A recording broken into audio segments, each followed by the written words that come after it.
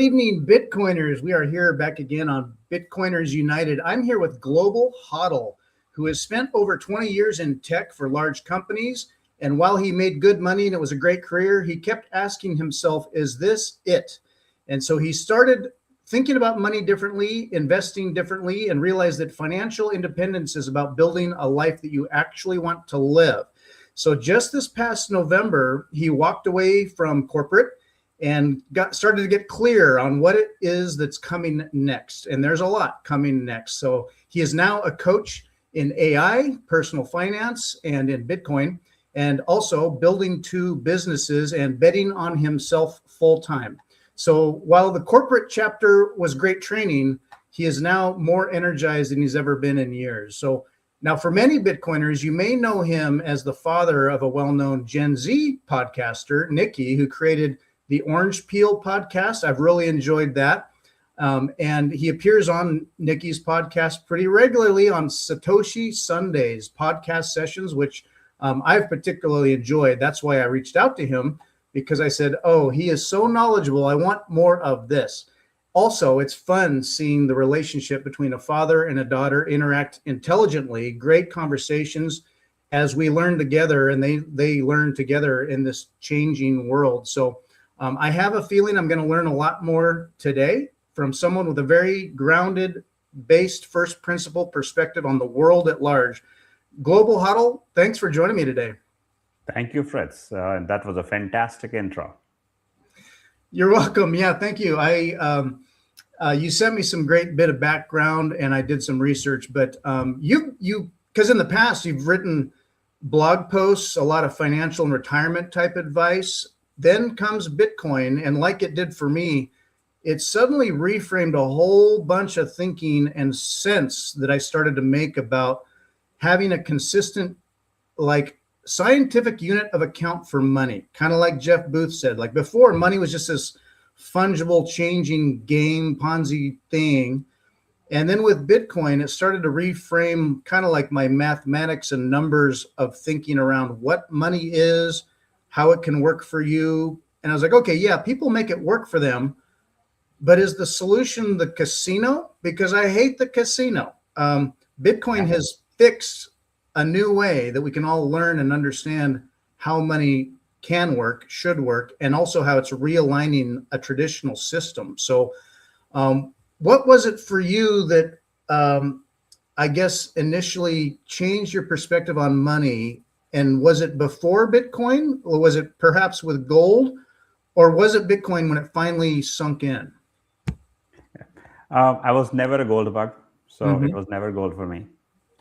What made it sink for me was, first of all, going back into my history. I grew up with a scarcity mindset, living in a growing up in India in a middle class family. We were well-to-do, but we never had abundance. Right? So we were not starving for food, but neither we really had money lying around that we could take international vacations whenever we wanted. So that kind of gave me this desire of I need to make money. Right? So I started with that notion. Thankfully, working in the fields that I worked in, the incomes were good. I had some luck at investing and whatnot. But when I encountered Bitcoin, what it changed in my mind was I suddenly went from I need a bigger number that I was chasing for the last 20 plus years to now it's like, oh, if I hold this one asset, I don't have to worry about, did I pick the right thing? Did I pick the right stock? Did I pick up NVIDIA in 2012? Did I pick up Apple in 2009? Or did I pick up Netflix in 2011 or something like that? This is like, okay, I just buy it and focus on doing something better where I can add value to this, to other human beings. It just has fixed rules, like, correct, really? Right? Does it? It takes a while to wrap your head around it, right? And I'll give you an anecdote on that. But once I understood that thing, that I don't have to be stock picking, I don't have to be worrying about oh, is what happened? What are the earnings? What are they announcing? Is the new product launch good enough or not? Like I tried that, did okay on some ends, not so good on other ends. And I realized I'm not a trader. Right? Mm-hmm. And then eventually kind of came to index funds until I found Bitcoin.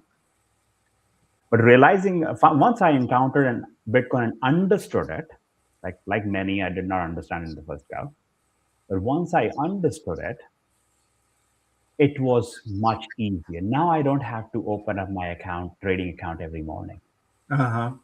Do it every once in a while for other reasons. We can talk about that.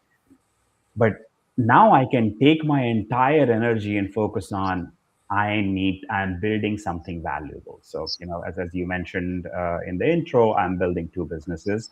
I Mm. talk about one, the other one, people will have to wait a few weeks before I pull the curtain. But my wife is she has a real estate and sort of plan B consulting. So Oh, our family is Bitcoiner. So we're also thinking about, okay, what happens after financial sovereignty or financial security? It comes physical security or location sovereignty. yeah. Like, what kind of life would you want to live? Not just a where, like And where? if life becomes, let's say we are in United States, we are not just let's say, and we suddenly realize after 5 years down the road, oh, we can't live in this place. We are Right. immigrants. People don't like us, or whatever the reason or we don't like the policies. What are the other options? And we can What get is into my fourth plan B? turning type stuff. There's a Yes, divide with the fourth turning and things that are changing. So we'll talk about that later yes, too. and we can get to that. But I'll say in very simple terms, this country doesn't look like anything that I came to 20 plus years ago. Mm. Right? That time, country was very welcoming. If you were a hard worker, if you did not shy away from putting in effort, the country rewarded you with opportunity, and if you've proven yourself on the opportunity, rewarded with the results. I saw that firsthand, not a hearsay. And I Right? want to say it's still like that, but have you seen it change in that regard? It has Oh, wow. Yeah. plenty has, right? So and I see it from an immigrant angle, because I'm an immigrant. A lot of my friends are immigrants. Some of them are younger, who came in a few years after us, still stuck in those visa issues. Mm. We see, you mentioned fourth turning, so we are already seeing, if you go on X or other places, the divide and the hatred is on the rise. Right. Right? Yeah. But we can talk about that. But I wanted to give you an anecdote about Bitcoin, which kind of made it click for me in a very different way. And it was very recent. Like you mentioned Jeff Booth. So one thing I liked from Jeff Booth's content was he basically said, for everything we have a standard unit of measurement, Right. right? Be it distance, length, weight, temperature. A meter yesterday is meter tomorrow, and a meter 10 years after. Right. There's a science to all these things that are important. Correct. Is Right. money not one of the most important things? Yeah. Yes. So from that standpoint, I started thinking of this as a unit of measurement for money. Yeah, totally. Funnily enough, I was on Satoshi Sundays a couple of weeks ago. We brought in my son as well, along with Nikki. Right. Yeah. Mm-hmm. And when I was sharing this story about Jeff Booth with them, and he gave me a completely different example. He was like, "Oh, so are you trying to tell me that if the unit of height measurement was same as money, like I am 5'10" today, and I'm 6'1" 5 days later, and then 5'6" 2 years later, and then 6'7" 5 years later, like how weird that would be if your height was changing every day, then how are we okay with our money changing its value every day?" Mm-hmm. Right? And that was like, if a 16-year-old can think like can grasp this so easily, why are we taking so long? Yeah. right? And no wonder, Yeah. kids often don't understand money, or it's some sort of specialized game of ministers, because money don't make sense, or always subconsciously the fiat experience is that money kind of just burns a hole in your pocket, or you don't have the right incentives about money. And then if you're going to save or invest, you got to like hustle for that and play a game. So Yeah, and I think there is our education systems to blame for it. Nobody teaches us about money. Nobody. mhm. Right? Money has always been kept as, oh, this is like when you're a child, oh, this is an adult thing. Don't bother. Right? Right. When you come to college, the entire emphasis goes on you need to gain skills so you can make more money. But nobody tells you what is money, how does money work, what to do with money when you make a little, like how do you manage it. And when I think about all that, I suddenly started looking at the incentives, and I realized education system would never teach this, because if they start teaching it, the consumerism will disappear from the planet, and Right. all the big corporations and the banks, they'll go bankrupt. Right. If we all did steps that were in our own best interests, it wouldn't be throwing money towards those directions. We'd probably consume less, plan ahead more, not buy it now, but wait, think about it. That's not, I mean, there's a lot of reasons. I mean, I think like when Christmas comes around, it's kind of like the sales are up and the things are up, and it's like, hey, buy all this stuff. And part of me is like, ugh, I don't want to be a consumer. But we almost raise your kids around Christmas time, like lots of presents and lots of stuff. We're going to buy a bunch of stuff. Anyway. Yeah. That's fair. And, if you look into the history, you suddenly start realizing the corporations, the government, the banks, they have slowly over a period of time, and along with media, they have trained the society in believing this. Mm-hmm. Right? Like when the credit cards came for the first time, oh man, people hated it at first. Right. But the constant narrative from media and these free offers and this and that, and you don't have to worry about paying, and from that point to today, where people are like, I was recently reading something like somebody was using buy now pay later to buy a burrito. Oh yeah. I'm like, man, if you can't afford to buy a burrito, you should not be buying a burrito. Yeah, or like, hey, well, if you buy it this way, you'll get points. It's like, okay, if you're really strategic about that, I mean, I guess you can do that, but the mentality is, I'll just use my credit card. For a kid going into college too, you go to college orientation and they've got, booths and stuff, and there'll be a credit card company there like, hey, you're a new student, you're going to have expenses. You don't have a lot of money. We know that. This will help. And it's like, oh, it's easy for a kid to, you're not organized, or you're busy, or you don't know a lot about money.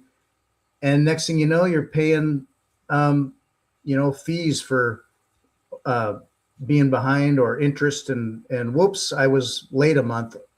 And yeah. I had lost my train of thought. I had a example that I wanted to share. Well, I wanted to ask you. I remember it now. Okay.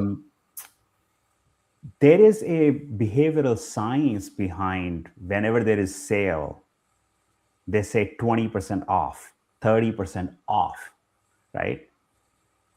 Whereas if you go to the same thing, when you go to China, they don't say 20% off.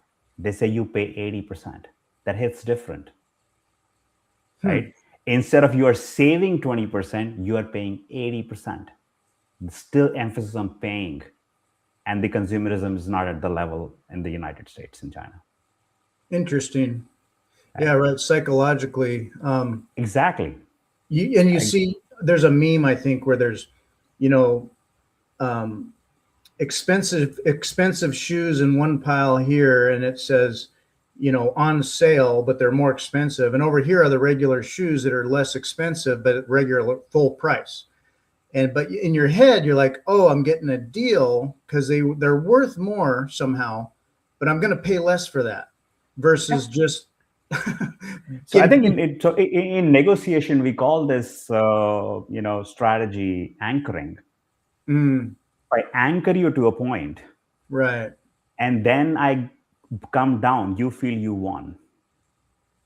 That's exactly what happens in sale, right? They mark up the price and then cut it off. So suddenly you're saying, oh, it was $200 shoe. I'm getting it for $120. Yeah. Guess what? This shoe was not even worth $60. Yeah, right. Yeah. I wanted to ask, I want to ask about that in terms of we're kind of used to certain prices and, where things could go in the future. And with like Jeff Booth's statements about how the natural orientation would be deflationary you think about the tech involved and everything. I want to get to that. Before we get too far, I do want to ask about Nikki and what was it about, now we're going to focus on you and your information, but I met you through Nikki. You must be clearly a proud father. And what was it about what you and your wife did as parents or through education or a sense of ethic and hunger, whatever it was?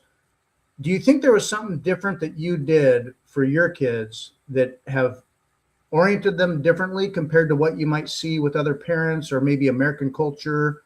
Is there something conscious, like you deliberately made sure? If I'm a dad and I've got, we were talking offline, I have a son who's Nikki's age. I also have a very young daughter. And I want to be the best parent I can. And they variously understand things about money, and they do pretty well.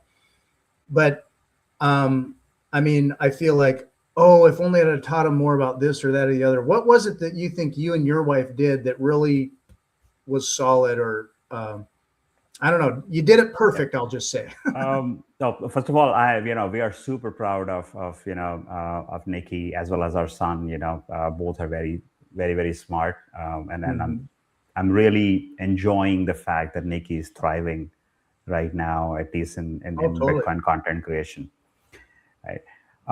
So the most important thing I'm just going to throw that up to the stage real quick. For us was essentially, like as I was saying earlier, right? Growing up in the scarcity mindset, I always believed if I understood money sooner, my trajectory would be different.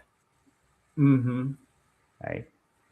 And one thing that we all learn as we age is you cannot reverse time. Right. One thing that my kids will always have more than me is time. Right? Like I probably cannot see, oh, I'm going to invest for next 40 years and see what happens and then reap benefits of it. Right? God knows if I'm around on this planet after 40 years. But Nikki can. So what we were thinking is, can we give the education to the kids that we wish we had when we were in our teenage and early 20s, like when we were starting off our career? Right? Starting to make money and how to think about money and what to do with the money, putting in the right habits, like the things that I learned in my late 30s and early 40s. I wanted to teach my kids those things in their teenage. That was the foundational principle. And as our thinking evolved, going from, money, index funds, save every month, to, okay, there's a better form of money, that's Bitcoin. Right? So we've constantly, made sure that we had those conversations. The other thing that I did, and probably Nikki can tell more details about this, like what eventually clicked for her. But once I understood Bitcoin, I made it a point that every dinner conversation, one way or the other, landed on Bitcoin. Right? Either connecting the dots, I went for coffee with my friends today. Guess what? Starbucks raised the price again. It's 50 cents more. You know why? Because they keep printing money. If the money was sound, like Bitcoin, this would not happen. Oh, there's another war again. Guess what? If the money was sound, they could not print money, and without money, they cannot fight a war. Yeah. How do they Sound fund money, these not things?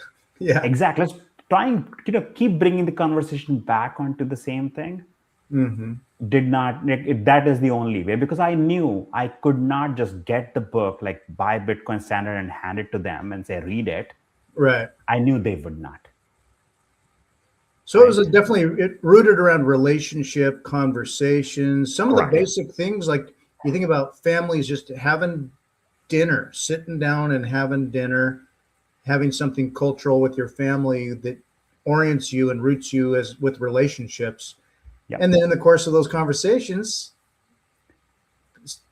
you know, sprinkling in some of the education here and there, not overwhelming them, not beating them over the head with it, but just over time, spending time. So I'll tell you like how I was thinking about it, and maybe listeners or whoever is watching may benefit. Once I understood Bitcoin, and my understanding came from a lot of watching Sailor videos and then reading Bitcoin Standard and whatnot. One thing that clicked with me was, if you really want to understand Bitcoin, you have to put in work, right? And I think Sailor in one of the videos a few years ago has said minimum 100 hours. Right. Before that, don't even think you understand anything. Mm-hmm. I knew I cannot ask two teenagers to spend 100 hours reading something that does not excite them. Right. So what I was trying to do is I was trying to do the work for them and trying to weave that information into family conversations on our family trips. Whenever we are going on a long drive, somehow we'll talk to them. And then eventually I made both the kids sit down and watch Joe Bryant's What's the Problem? Oh yeah. Mm-hmm. Right? That's a story. And the idea there was, humans remember stories. Nobody remembers lectures. Oh sure. Yeah.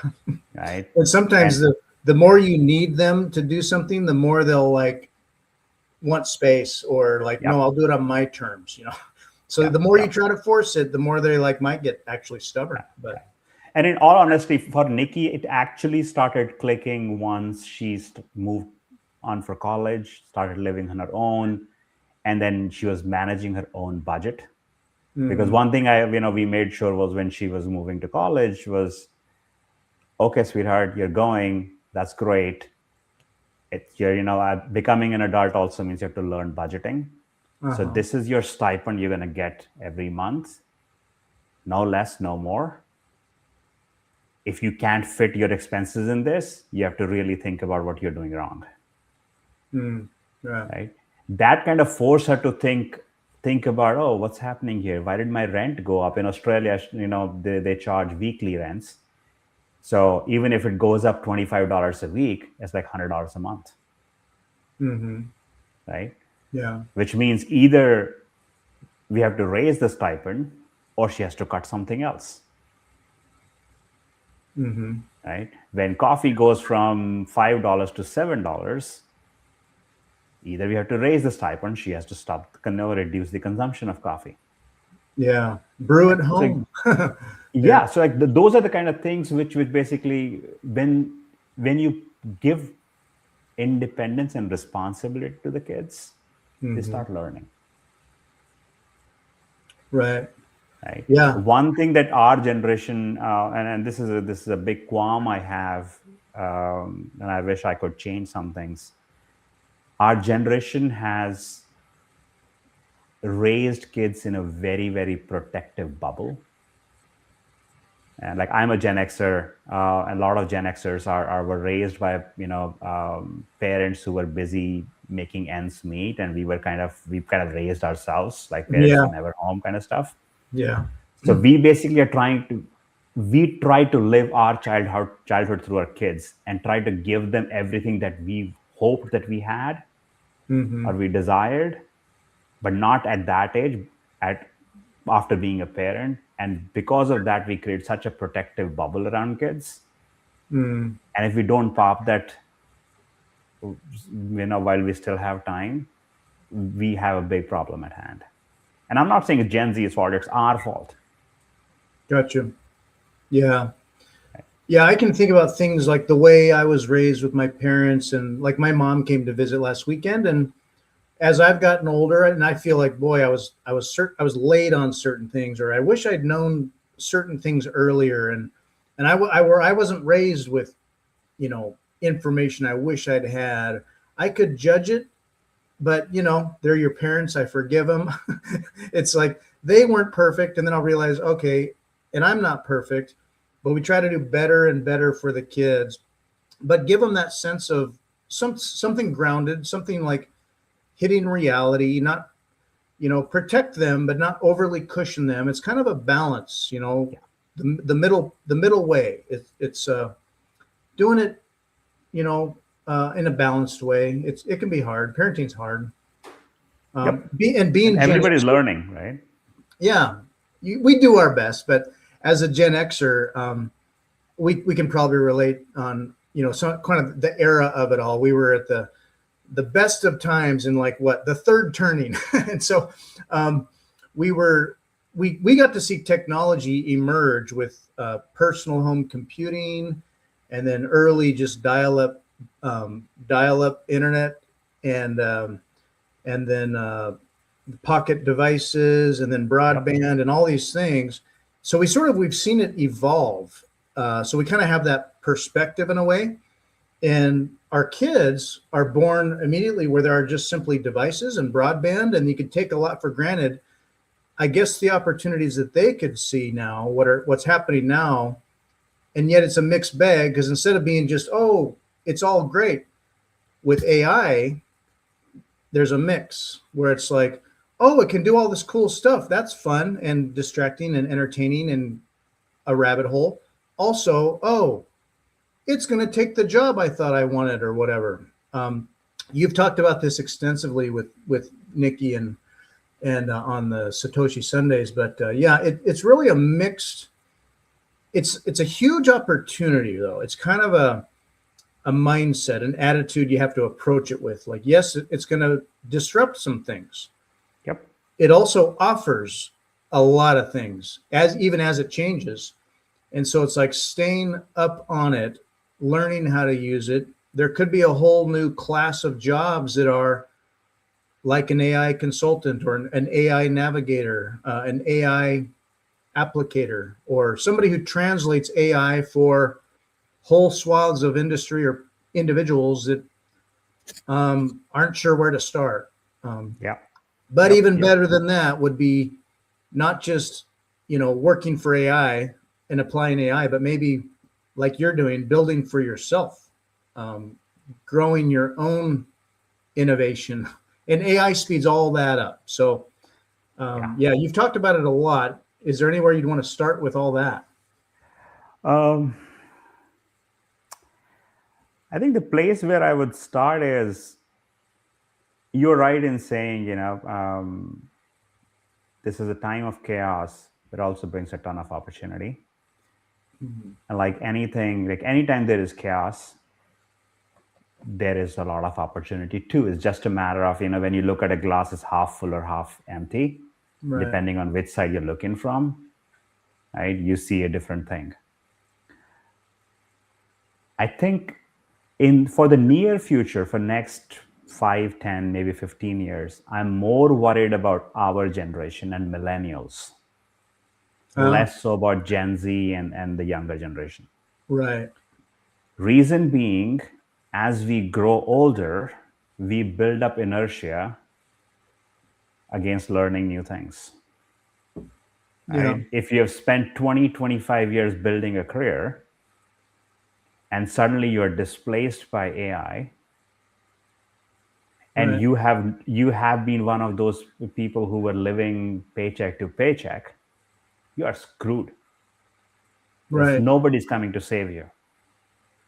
Yeah. Right? You won't, like, if, for an example, right? If you are an accountant who made, 150, 200K living on the West Coast, but you were also living a life that required 200K income, so you didn't save anything, guess what? AI can do tax returns much better And it probably in 2 years, it will completely replace you. Like individuals will get more confidence by using AI versus coming to you, right?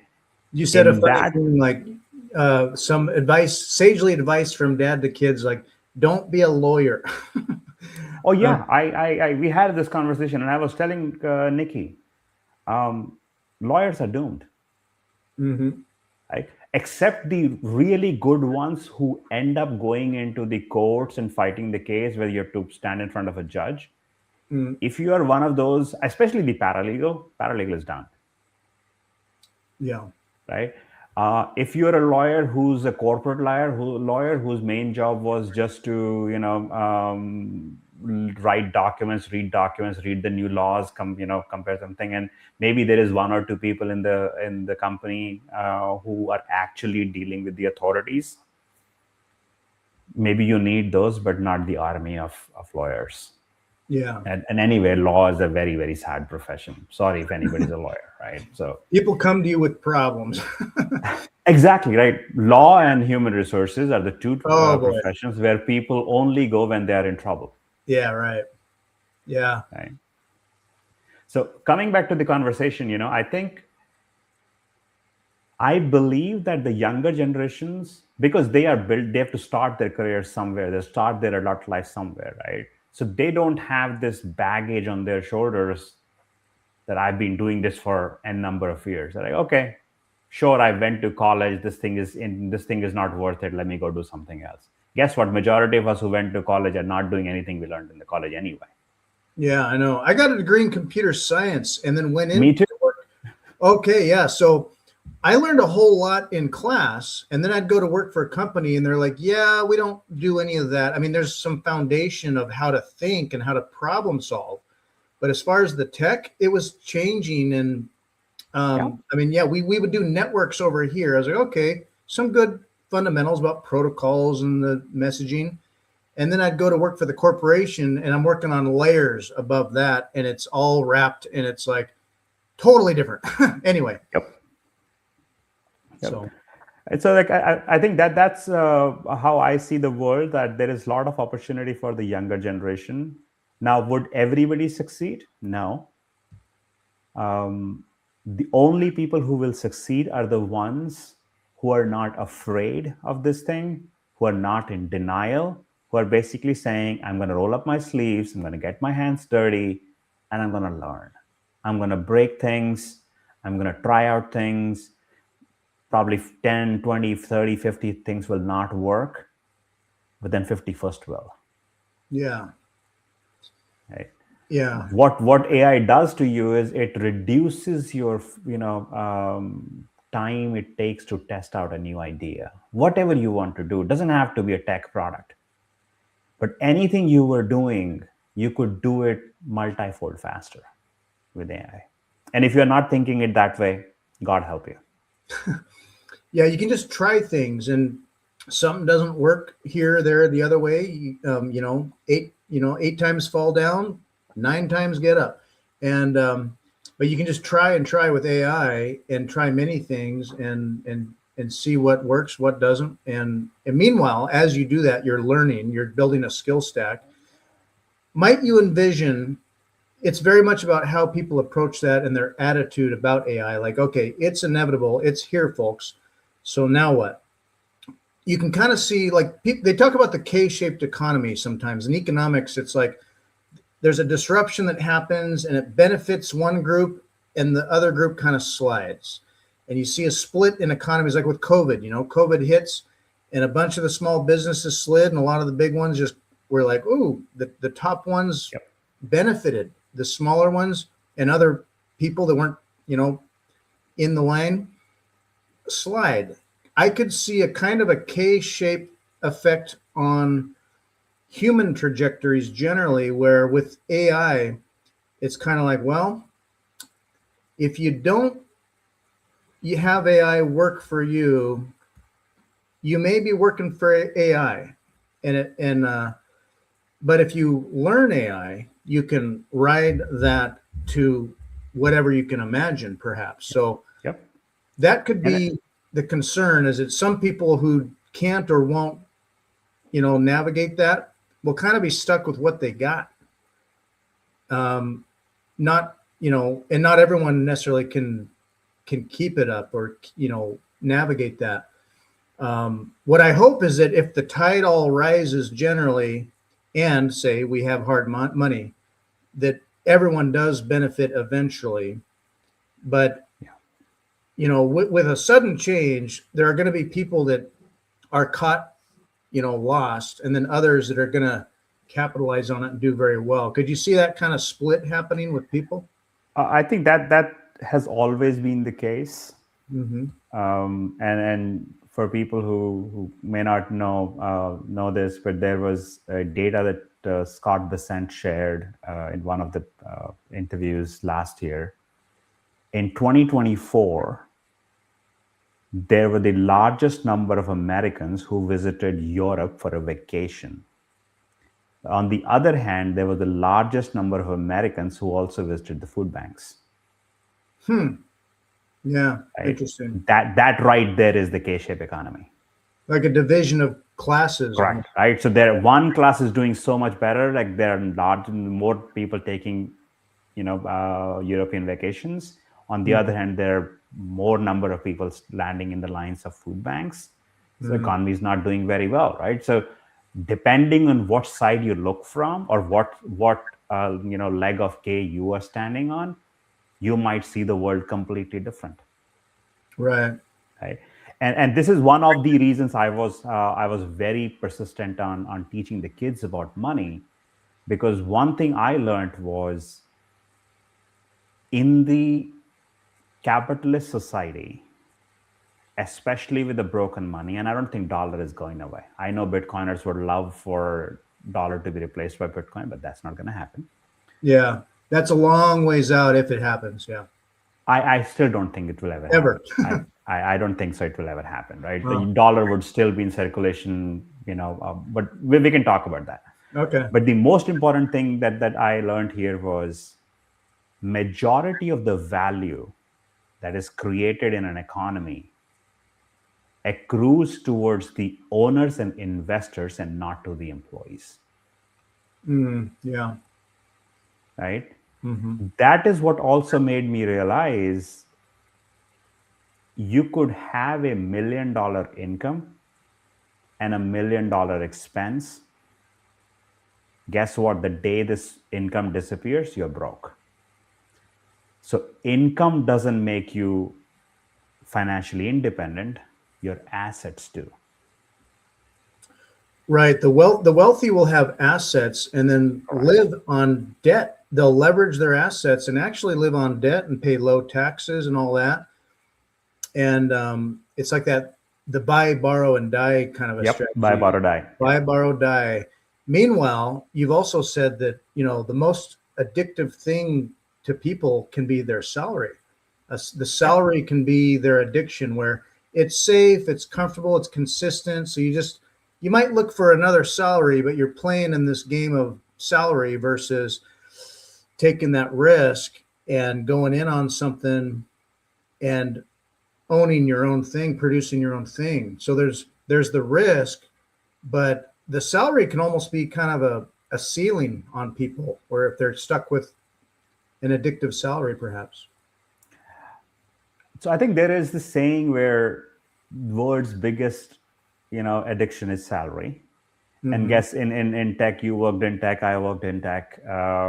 The companies have realized salary alone may not be enough to keep people addicted. So they throw in RSUs or stocks, and we started calling them golden handcuffs. Yeah, I remember that stuff. Right? Yeah. So that is exactly that, because these corporations don't want you to go build something. They want you to work for them. Right? They might be paying you a fat paycheck, which you might say, last year I was making 100K. This year I made 250K. Guess what? You probably delivered $2.5 million worth of value to the founders or the owners. Right? That is a big gap, but you will only understand that when you understand how money works. Right. Yeah. Understanding how money works is very important in my mind. Yeah, and also, like, you can also spend so much time at work and even recreate at work and relax at work, and work becomes a place you spend all this time at. And then but anything you might produce, if it was made at work, they own it. um, you sign your non-disclosure agreements, and then if you made something really cool and new, and or even you get a patent, well, guess who owns that property?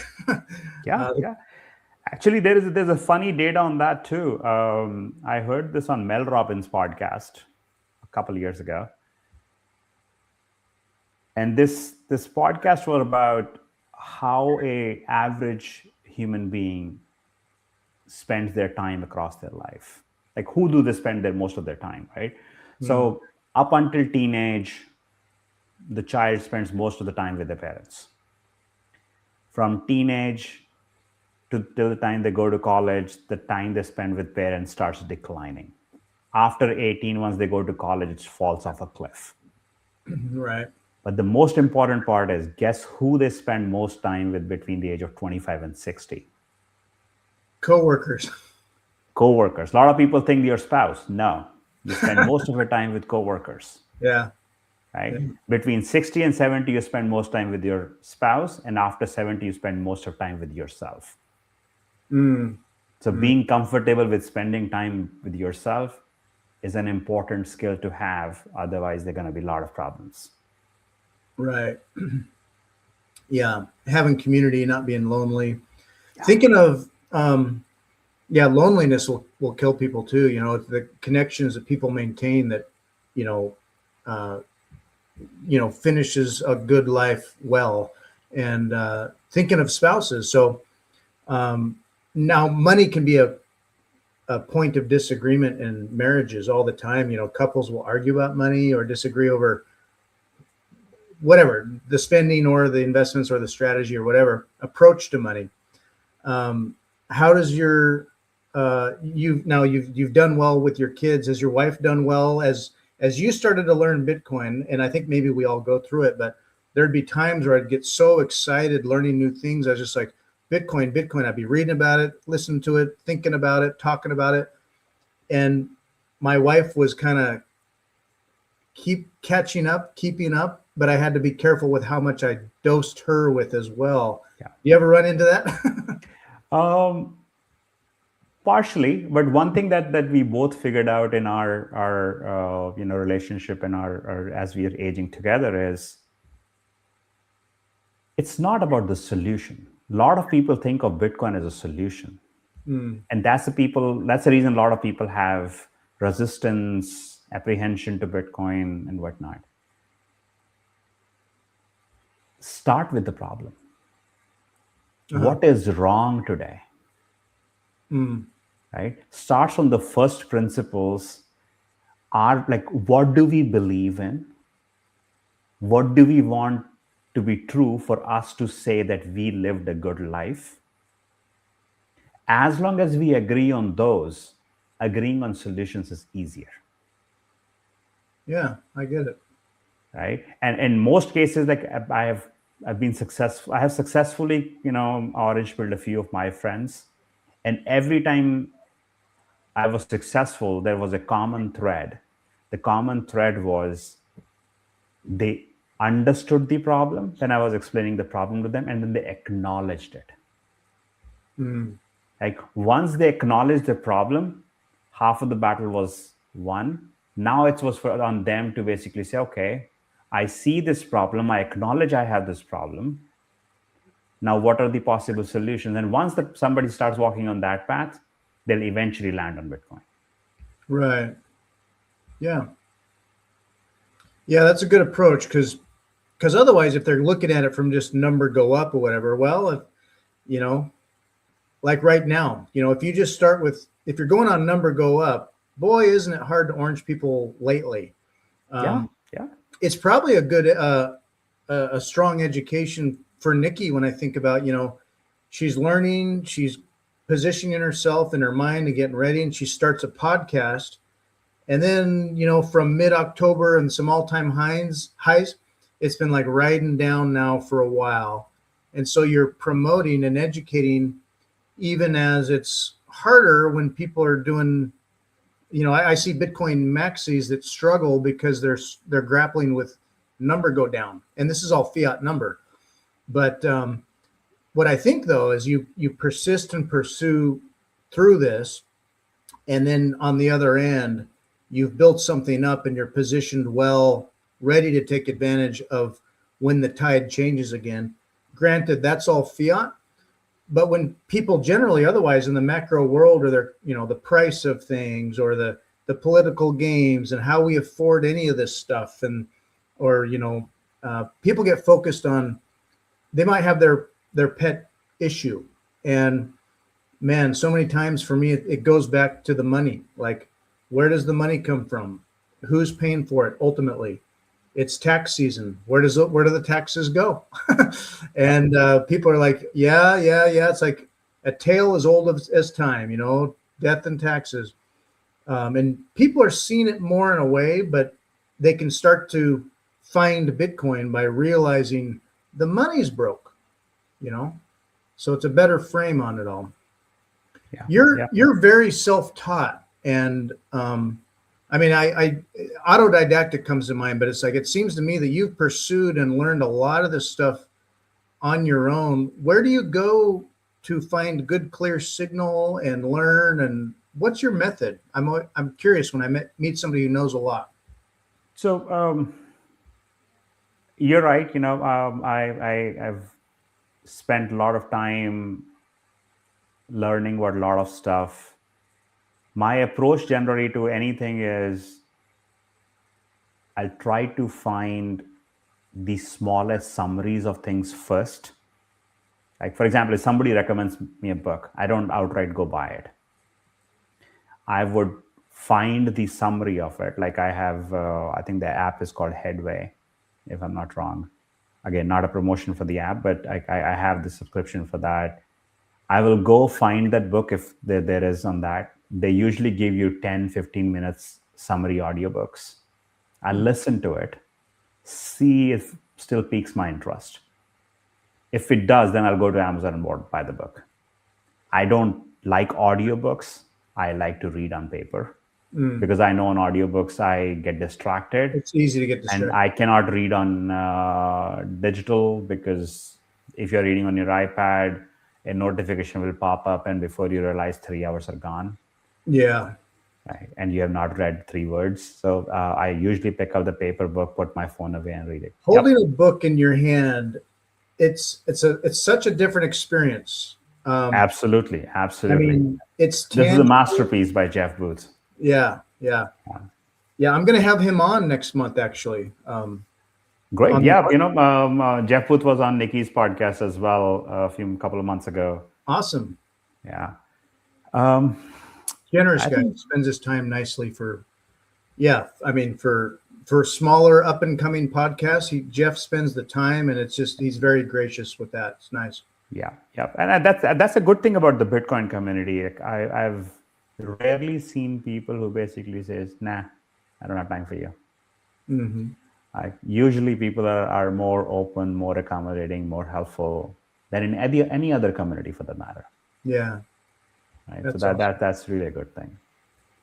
So reading is certainly a staple for you. You'll pursue and read a lot of books. Yep. So reading is that most of my media consumption is on YouTube. I like to listen to podcasts. Mm-hmm. So I have, over time, I have figured out a few podcasts that are on specific topics. Like, for example, anything related to AI, I would listen to Moonshot's podcast. Right? Moonshot is usually my go-to to start with, because they usually bring up stuff, as fresh as it can be. Mm-hmm. And then once I hear something, then I have my threads that I can pick up and go down the rabbit hole and learn more. There are a couple of shows on macro that I like to listen. So there is one that Scott Melker runs every Monday, Macro Mondays. Oh, yeah. Right? So I watch it without fail. I like to listen to Jody Visser on Bump. and then Jordy's podcast or Jordy's videos over the weekends. I liked what he wrote about Bitcoin's IPO. Yep. It painted a picture for me where at a superficial level, it's like, who is selling Bitcoin? But you're also seeing these old wallets move, and it's like, okay. But Jordy made a lot of sense to me where, this could be expected. That makes sense. So yeah. I think one thing I like about Jordy is he's not a Bitcoin maxi by any means. Mm-hmm. But the most important thing is he is open to changing his mind as he learns more, which is a very important skill. Right. Sometimes our egos don't let us acknowledge that we were wrong. Yeah. And in that, we end up hurting ourselves a lot more than we should. Mm-hmm. So that's that. And then a bunch of other podcasts I listen. So over the course of last 18-ish months, 20 months, give or take, around the campaigning of 2024 elections is when I started picking up, and that was the same time I started wrapping my head around Bitcoin. That is a time also start picking up, interest in macro, right? Mm-hmm. Why the hell things move the way they move? Mm-hmm. Right? How are these things related? Going back into the history, going back, understanding the Plaza Accord, the petrodollar, 1971 Nixon shock, and whatnot. And then you start realizing, what, every freaking thing boils down to broken money. That's where Lynn Alden's book comes in very handy. Once you understand that, and then you read that book, then that's when it starts making sense. Otherwise, that book is very lengthy and very, it's very deep. If you don't have interest, you'll feel bored. It's a very good book. Yeah. Very dense. And those are some of the resources that I have. Cool. Reading is such an important skill. I mean, to this day, maybe some people can read on a screen well and stuff, and I can't, but a lot of people don't read as much as they used to, or they get lots of little snapshots from lots of little places, but they don't deep dive and get their brain immersed as much, attention spans and whatnot.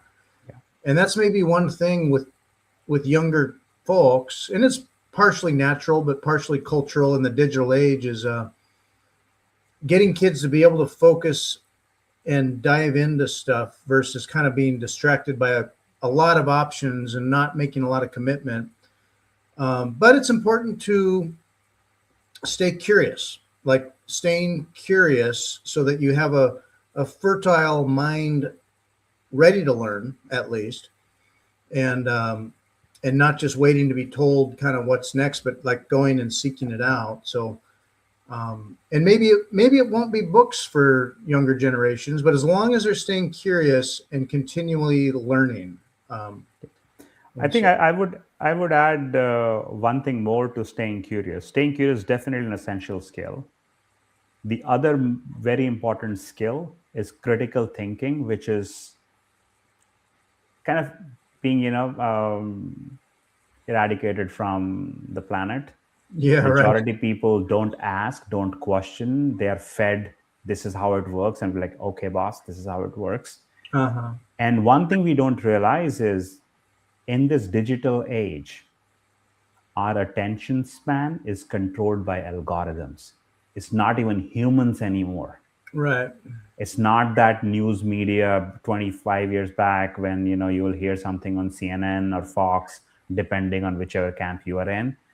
And you learn that narrative, and there are people who are sitting behind and kind of preparing those narratives. Now AI or these algorithms kind of adapt so fast. Mm-hmm. So in this digital age, majority of us are living in an echo chamber.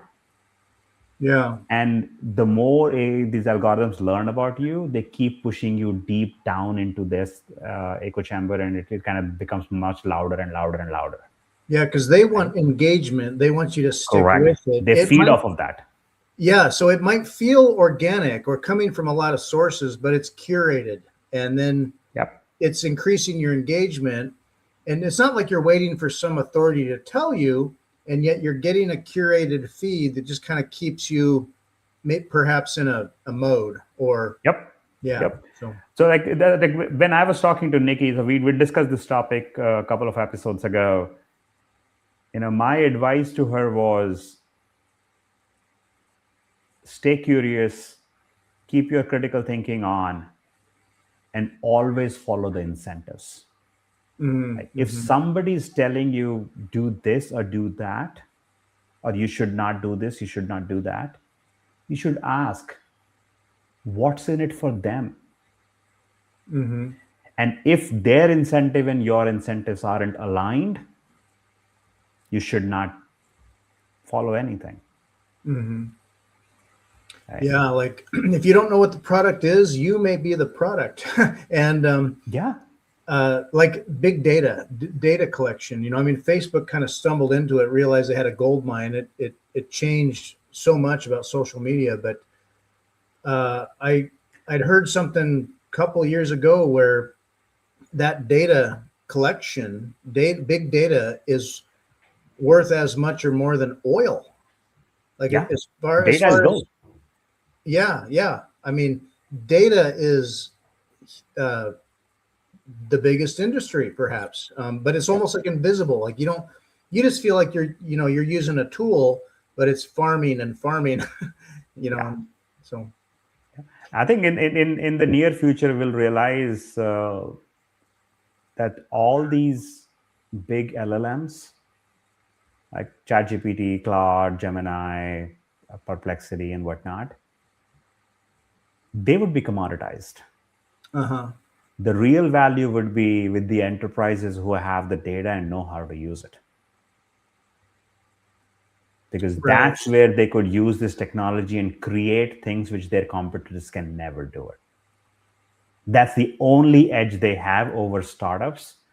But that's also their disadvantage because they have large processes, a bunch of folks like us who refuse to change. And they'll keep blocking AI or whatnot and keep stopping the innovation because that threatens their role. The point I'm trying to make here is the real value of AI would actually flourish on the data. If your data is unique, that's when you create unique value props. Because otherwise, all these big LLMs they're practically trained on the same data everywhere. That's the internet. Right? Maybe the new data that they're collecting is the chats that you are having with ChatGPT or Claude. Right? But most likely anybody who's spending any reasonable amount of time, they're not doing it on one. They're probably doing it on multiple, like I'm doing on multiple. So practically they all know about the same, like similar amount about me. They're getting about the similar data from me. So they will eventually converge into one. You use this or that, doesn't really matter. And I think this is where China would eventually win. Sorry, I'm kind of going off tangent here. No, that's fine. But China, like if you look at Chinese models like Qwen and DeepSeek, like they're open source. The Qwen 3.5 and Claude performance is neck to neck. Claude is the most expensive model. Whereas Qwen 3.5 from Alibaba is free. Anthropic does Claude, right? Yeah. Versus the Claude bot or the Claude was Lobster or OpenClaw. OpenClaw. Yeah. That's different. OpenClaw, that was a small project that was started by one of the entrepreneurs in Vienna, and now that is bought by OpenAI. Okay. Yeah. I wonder where it's all going with AI. Like right now, there's a lot of different ones that specialize in this or that and the other. And then there's open source ones. So I think compare the walled gardens that grow around, whether it's social media or different things. And it starts out free. And then it kind of, becomes subscription or token or a little more expensive, there are perhaps sort of like comparing X to Nostr. There are open source, maybe, decentralized AI. I just wonder if they could compete on compute. You had posted something. I'll bring it to screen real quick. You said you posted what happens first. AI replaces entry-level jobs. Everyone becomes a solopreneur, or governments try to restrict AI use. And so you asked that question and asked why, and I had responded. I thought it would be C. Yep, and we are seeing I think it depends on what country you are from. Okay. So, in a country like United States, it will be C, and we are seeing that New York recently pushed a bill to ban AI and whatnot. Right. Whereas in smaller countries or more people or countries where there is not much of social welfare, be it China, be it India, be it other smaller countries, those will do a lot more of B, where people will actually start becoming solopreneurs. Right. And I think Europe is where it will be a mix of A and C, where governments will ban everything. So either the businesses will move, that will cause a lot of job losses. So at least in the US, the advantage is if New York bans it, business can move to Florida or Texas. Right. But if you're in Europe and France bans it, you have to go to a different country. Right. Right. So that will cause a lot more job losses as well. But good thing that goes in Europe's favor is they don't have many young people to begin with. They have an aging population problem. Yeah. China's got a real demographic future challenge with. So China is a completely different beast in this game, right? So I think China's game is not software. US is playing on a software game. Which model wins? China is saying, screw it. Model software is free. We're going to play on hardware. Right? We're going to use this AI to build the robots. Like, why are their EVs half the price of Tesla? Well, and they're sitting on a lot of the precious minerals, and they've spun up a lot of industry so they can produce the stuff. America, on an industrial level, has years to catch up there and import so much. We can't catch up. There is no way we can catch up. Yeah. So, oh boy, it brings so much to mind. So there's war going on. I think about this. Okay, so the whole war erupting now, and where the Tournament of Kings is playing out there.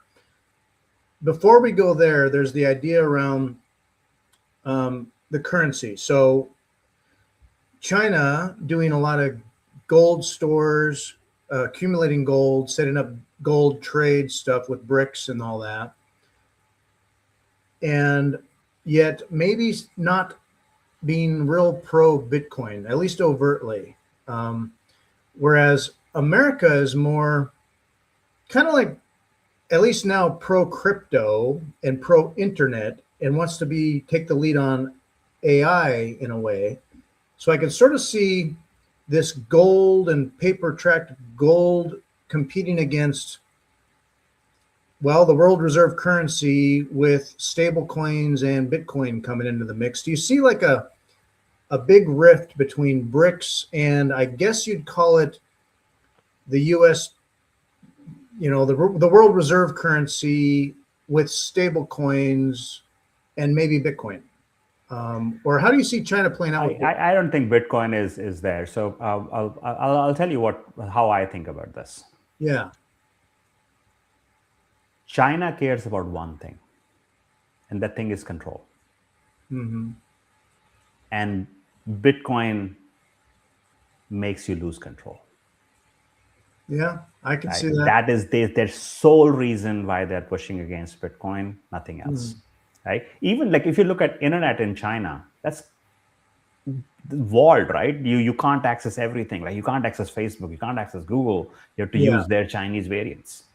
They've got the Right? big And they will firewall. and will they let you use the money that you can send to anybody without they being able to do anything? Hell no. Right. Like to a point, they even the currency has different variants. There's renminbi and there's yuan. Yeah. Right. Right. So it's not like it's not like our dollar. We go and land in Singapore and to give our dollar and get Singapore dollars and move on. Right. So that's that. I think there is this aspect of de-dollarization that has been in the play for many years, right? I think it started around the global financial crisis, but it became more profound at the beginning of COVID when our previous administration printed $5 trillion. Right. And then when Russia-Ukraine war started, we made the stupidest mistake. We went and froze Russia's assets. Yeah. It's basically saying, hey, Fritz, I owe you $5 million, but you did something that I didn't like. Screw you, I'm not paying you. Right. These assets are not yours. Mm-hmm. Like that. And if you're any country or any person who was paying attention to it and had tiny bit of brain cells left in you, you would be like, if this can happen to Russia, what is to say this cannot happen to me? Sure. Yeah. Right. And since then, if you look at the gold accumulation by central banks, it went up a hockey stick. Yeah. Right. Yeah. So again, this is my point of view. I might be wrong. I don't have any insider in White House, so I don't know the reality. But when I'm looking at the world and how policies are playing out, I feel US is trying to give a fight to not lose the global reserve currency status. Right. Because one thing is clear to everybody who understands a little bit of how money works is the day US loses global reserve currency status, United States is doomed. Yeah, because like I mentioned, we hadn't built up our core industry and in-house stuff. There's the whole Triffin's dilemma where we're the world reserve currency. So what do we export? The dollar. The worthless printed dollar. Yeah. And then even as the entity that is supposed to be, managing the world reserve currency is also spending like an addict and devaluing that world reserve currency. So the trust goes way down. And then I just wonder, like, so it's sort of like, oh, we've got to use it kind of because, the U.S. has proof of war. Or you don't want to stick your neck out, maybe. Japan was having their issues, and the U.S. has kind of helped convince Japan not to sell their bonds. But how does that play out? I feel like the dollar and fiat generally struggles as we spend the money and print the money, and yet we're also trying to stay relevant as a world reserve currency and play games on the geopolitical stage with like freezing assets or playing war. I don't know how the U.S. navigates it all. It doesn't look good to me. You're right. It doesn't look good. But I think this is also a time where the post-World War II, the rules-based order of the world is shifting.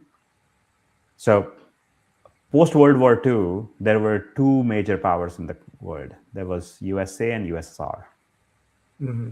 And then USSR imploded, became smaller countries, Russia, and so it was basically a unipolar world, right?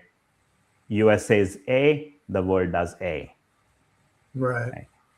Now we are moving towards a multipolar world. Again, this is my point of view. I think there will be this American continent, like North America, South America, and I believe that is one of the reasons why we did what we did in Venezuela and picked up Maduro. Because China, Iran, and Russia were in Venezuela building their plants and doing a lot of stuff that US did not like. Right? And this was basically US saying, hey, this is our area, stay away. And I think the other related thing before I go further into it is during the trade war with China basically, arm wrestled us saying that we have these rare earths that you guys need. We're not going to give it to you. So what US is trying to do is, hey, China, you need oil. You've been importing oil from Venezuela, Iran, most likely Cuba next. So let us basically go and control them and saying, hey, if you arm twist us, we can arm twist you. So a lot of this stuff going on now isn't overtly apparently about China, but it is also about China and perhaps Russia. I think it's about both petrodollar and China. Right? Petrodollar, because if these countries start selling oil in anything other than dollar, the demand for dollar falls off a cliff. Right? And that's what was happening. And if you look at the history, every time any country that has tried to sell oil in anything other than US dollar, we have found one or the other way to create a war in that region. Or there was, I shouldn't say we, there was a war in that region for unknown reasons. People can I remember, well, geez, when I was a kid, I mean, in 1989, we popped Noriega out of Panama, and then right shortly after that was Desert Storm, Desert Shield. We went into Iraq. Iraq had invaded Kuwait, and it was kind of like, why are we getting involved in these countries way out there? Like, oh, okay, it's about oil. Like, I can understand the strategic stuff of that. Right now with now there's Venezuela followed shortly by Iran. I feel like I've seen this movie before. And I think the next one is Cuba. I won't be surprised. Cuba has been in the news a little bit lately. Like they're ready for change, or I don't know. I wonder. Now, so is Cuba sitting on a lot of oil then? Or I think I'm not sure about oil, but they do have reserves of a lot of different kinds. Like, and maybe it's just political, like political is also like we have been on this tension with Cuba, sanctions, this and that. Yeah. So it's time to change the order, have more. Like control our whole hemisphere in a way. Control our own hemisphere. I think the other thing is, again, this is, I don't have any evidence. This is me reading a bunch of different random stuff. China has strategically positioned themselves everywhere we had a friction. Yeah, interesting. Right? Venezuela, Cuba. Just kind of sitting right on your back step. We're right here. But the reality is that we are in a world where US and China both need each other. So they probably would never go to war against each other. And we can't find a war because all our weapons are made from the raw material that comes from China. So we can't be in a war and say, hey, hold on. First send me this supply. Let me make the weapons and I come back. Right? So it doesn't work that way. So tying it back to the thread that we started on the multipolar world. So I think the way I see it is US will control the US hemisphere or however you want to divide the earth. China will control their own part of, the Asia, East Asia, Asia. And then Russia probably will keep Europe busy. And Middle East split between Dubai and Singapore would become the currency or the monetary capitals of the world, like which has been New York and London and Tokyo to an extent. I think that will shift towards Dubai and Singapore, maybe Miami. Because their governance, their regulatory governments is like open for business. So it's like a good place to go and do money stuff. Correct.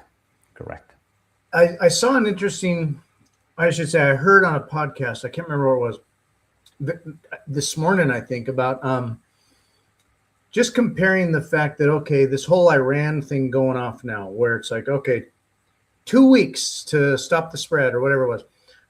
It'll be short. It'll be quick. Well, now Iran is digging in and saying, nope, we're ready to, fight on the ground if we have to. We're not budging. We're going to stick it out. It's going to be more of a fight. So, I mean, as you might expect, this becomes more of a protracted conflict.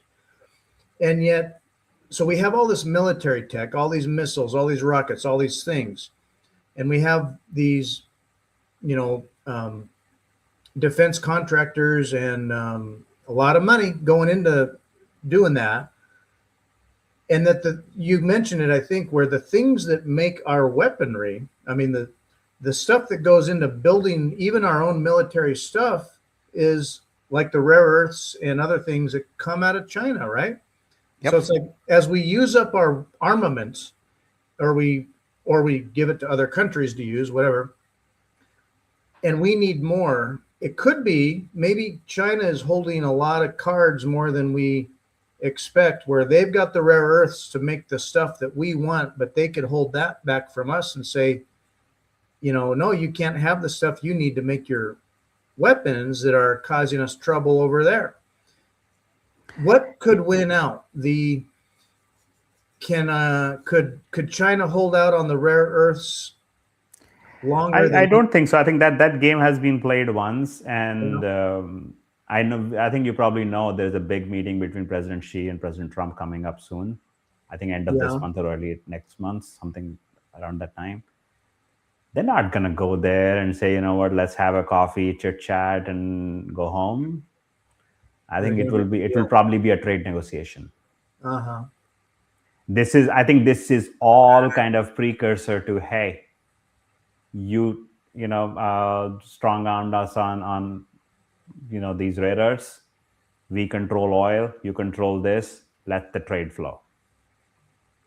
So I think that's the deal. We can keep our petrodollar intact. They'll still have the trade. Man, it's so multifaceted. It gets complicated. I think on the petrodollar stuff,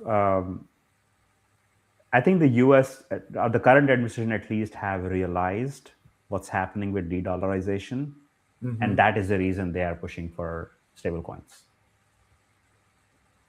right? Because the whole idea of BRICS is essentially they formed a monetary network called as the unit, where they basically said, I think this like 40% of the reserves are gold, and rest 60% are 12% for each of the 5 big countries, their currencies.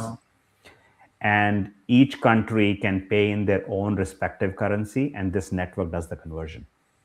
So China can pay India in Chinese yuan, and the unit network will actually convert the yuan into Indian rupees and adjust the reserves. So they are building a monetary network which is outside of SWIFT and outside of the US dollar. So what US is trying to do is they're trying to basically say there are many countries in the world whose currency is falling off of a cliff, right?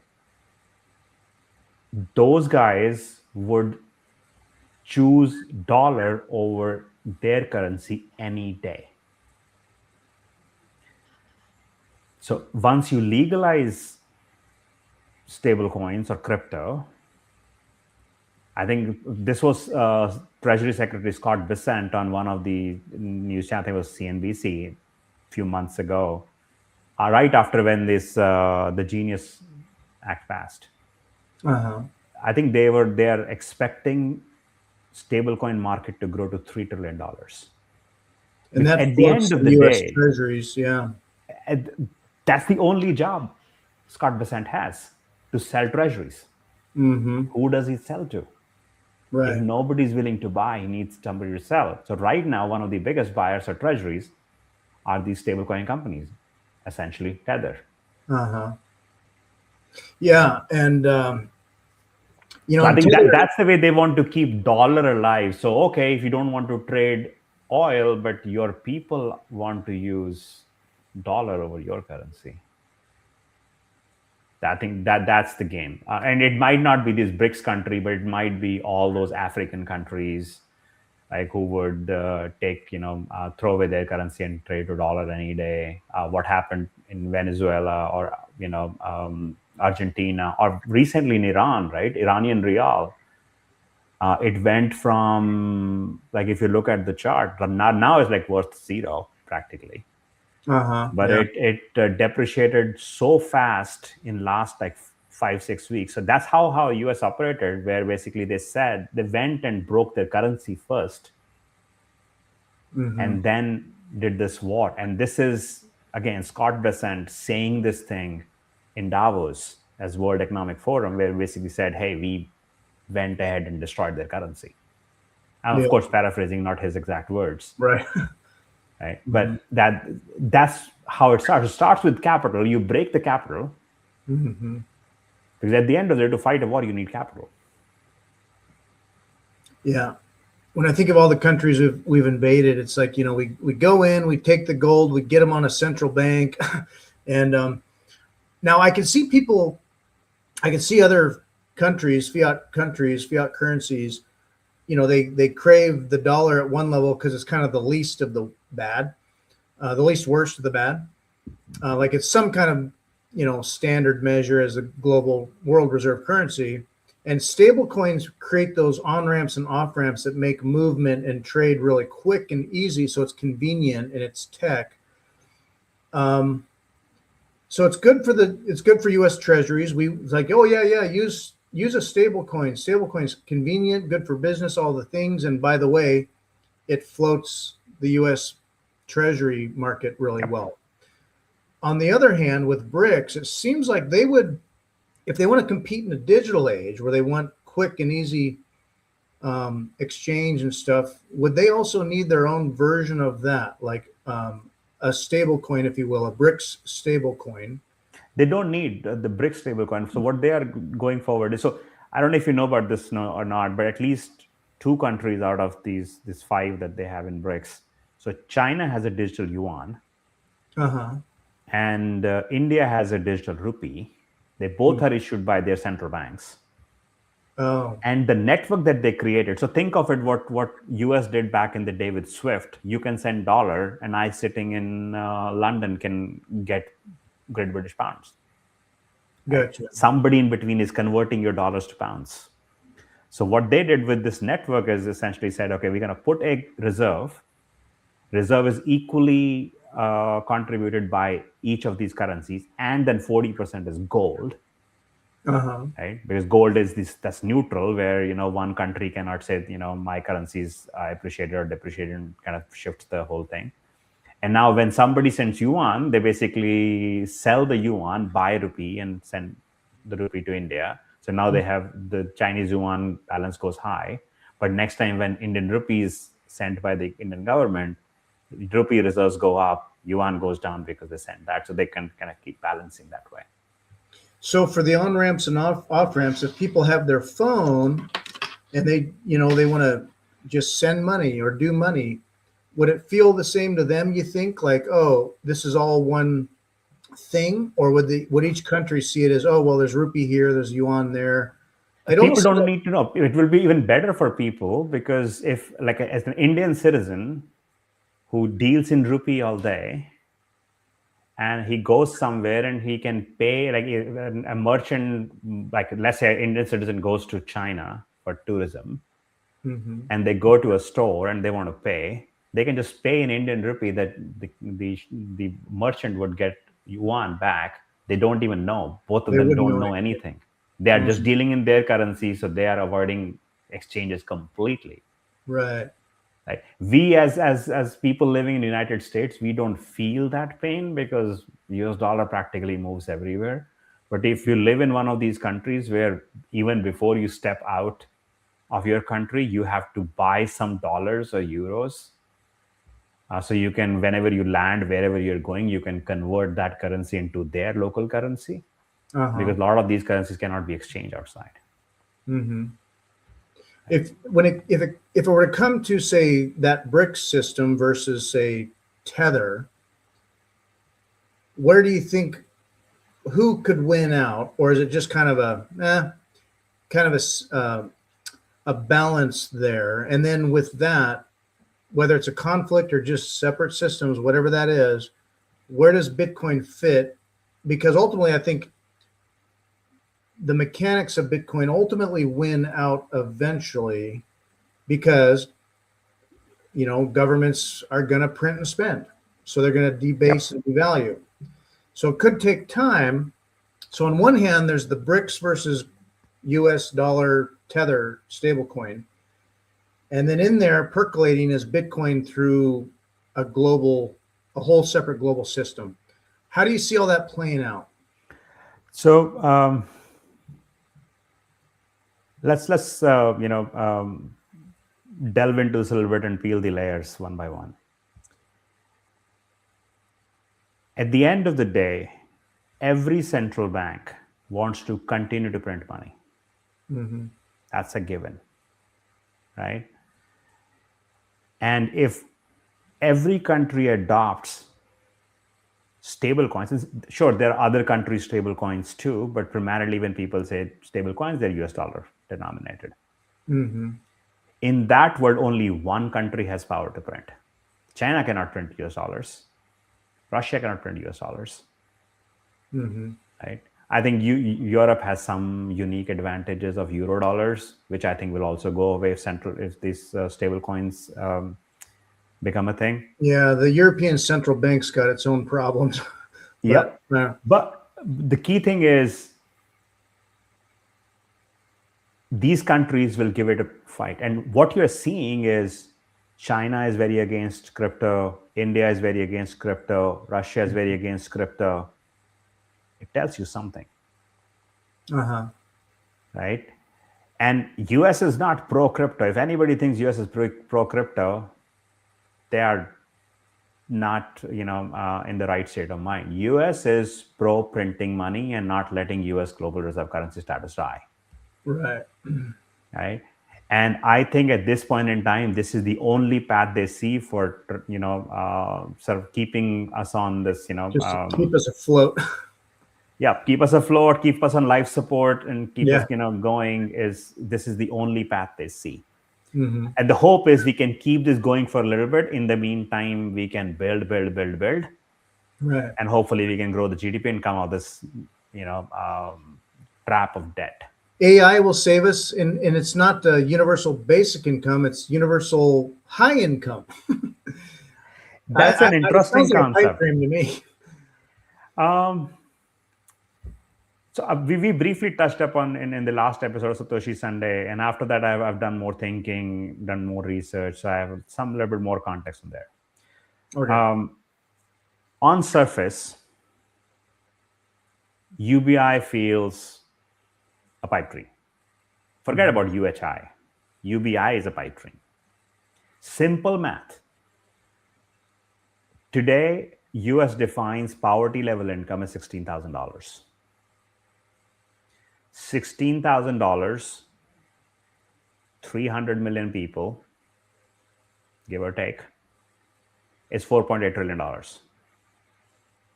That's right about the tax revenues that US government collects. Yeah, every year. Guess what? And assume that everybody is on UBI, nobody's making any money, for simplicity, so people can understand.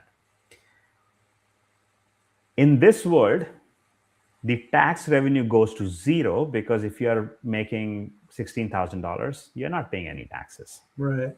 Mm-hmm. Right? So tax revenue goes to zero, and they have to print this $4.8 trillion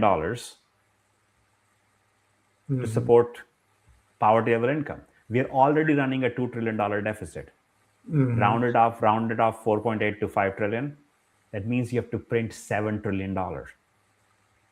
And which will continue to grow, because to print $7 trillion, you have to borrow more, which means more interest, which means next year you have to borrow even more. So our debt won't be increasing at whatever, 100, 200, $300 billion, whatever it's rising at every month. It will probably be rising at $1 trillion a month. Yeah, I can see that coming. So, sure, there are some nuances to it. The wealthy will still say wealthy. The whole crazy ideas of unrealized capital gains that they recently started talking about in Netherlands. Kamala Harris ran with it in her campaign and whatnot.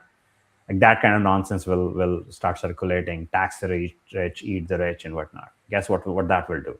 They will all disappear. It would not take them long. Like we recently saw in California, they are just talking about it, putting a 5% unrealized capital gain tax on billionaires in the ballot.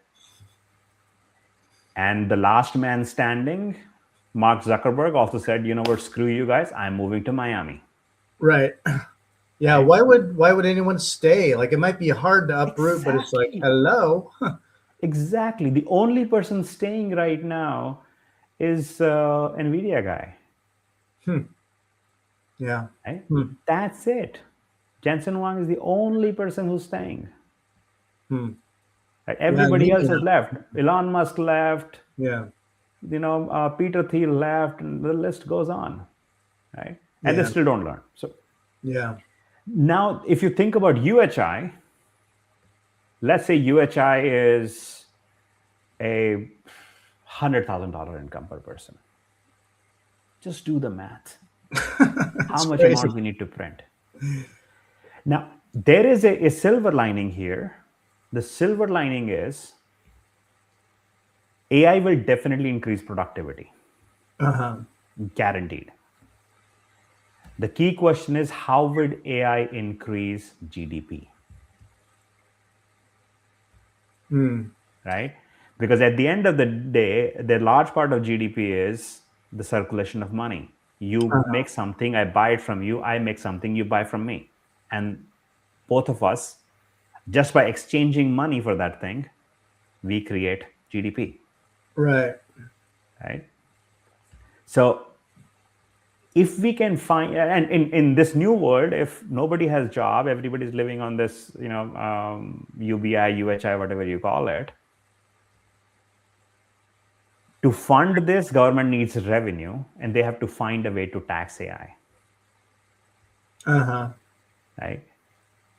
And the only way I can think of taxing AI is taxing at power consumption. Nothing else makes sense. That does make sense. Yeah. Yeah. Because, I mean, they got to have their compute farms and their energy and all that costs money. For example, if the United States says any AI that is used in the US has to be run in the US, like a lot of countries have laws, like Europe has laws, European data should stay in Europe, can't go anywhere else with GDPR and all that nonsense.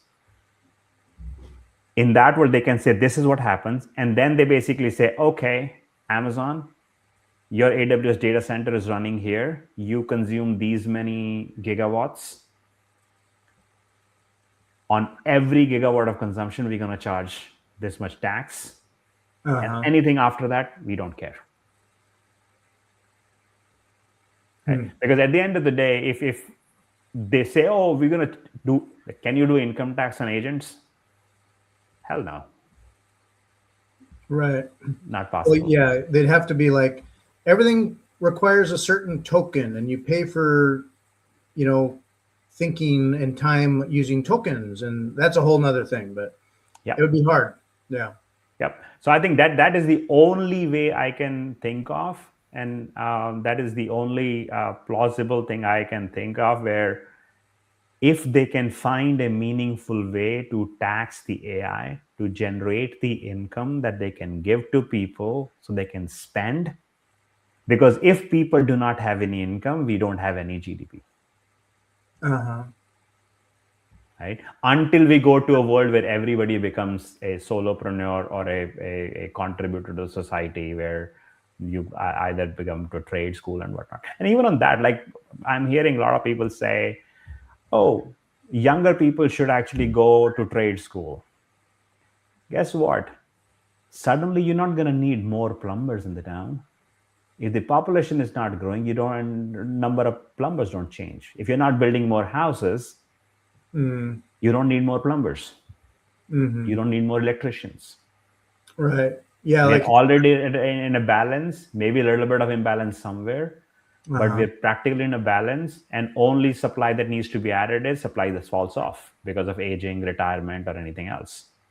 Right. Yeah. And if you're competing against a whole lot of everyone else who's got a trade now, well, there's a oversupply of maybe that a random certain trade, or you have to move or whatever it is. But yeah, that gets full. So what I could see happening is, like, in the AI world, things that we sort of like, I remember when YouTube first came out and there were no ads. It was all free. It was all there. And then there were occasional little ads, and then there were more ads. And then there were so many ads that I caved and paid for subscriptions so I could get through stuff and not listen to ads all the time. I could see, like, with AI, things that are currently like free start to cost a little bit of money, and then a little bit more money. I mean, already to do certain things, you do need subscriptions or you pay for features. Maybe down the road, all of that becomes more and more expensive. And the companies are, passing on perhaps their tax or their costs down to us. They're also trying not to be like a bubble, like they talk about the AI bubble. Like, where's the money stream happening here? So to use AI, there could be costs passed down unless there's truly a lot of value in the data they're farming. I don't know how the economy all works out with it. I mean, it seems also dicey that Elon Musk will say, oh, well, the only hope we have is, like, AI is going to boost production, increase GDP, and that'll help save us. Oh, boy. Now Elon Musk is also talking about money. He's building X money and incorporating money. And it's like, Elon, are you still stuck on the fiat thing, or even the Dogecoin type thing? Because I'm waiting for Elon to just break loose and go for Bitcoin. If we could turn that drops hints here and there, right? Every time he says, like in the most recent podcast he did with this guy Nikhil from India. He's the founder of Zerodha, which is an online brokerage in India. So he did a 3-hour-long podcast with Elon. Oh. In that, at one point in time, he says, "Oh, the eventual money has to be backed by energy, and Bitcoin is backed by energy." Something to that extent, right? So he keeps dropping those kind of hints. I think out of all the billionaires, I think he's the only one who understands it, to be honest. Right? Everybody else is very fiat brained. But the other thing is, billionaires don't need Bitcoin.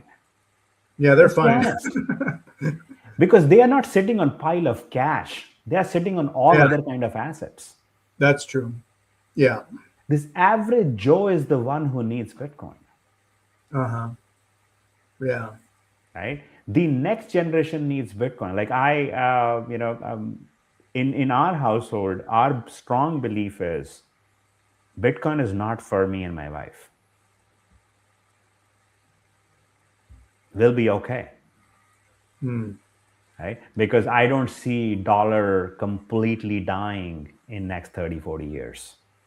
Sure, it might depreciate. It probably would go even, like, purchasing power might even drop 50, 60% from here. So be it. We have other assets. We have our house. Like, these things will continue to appreciate. We can live.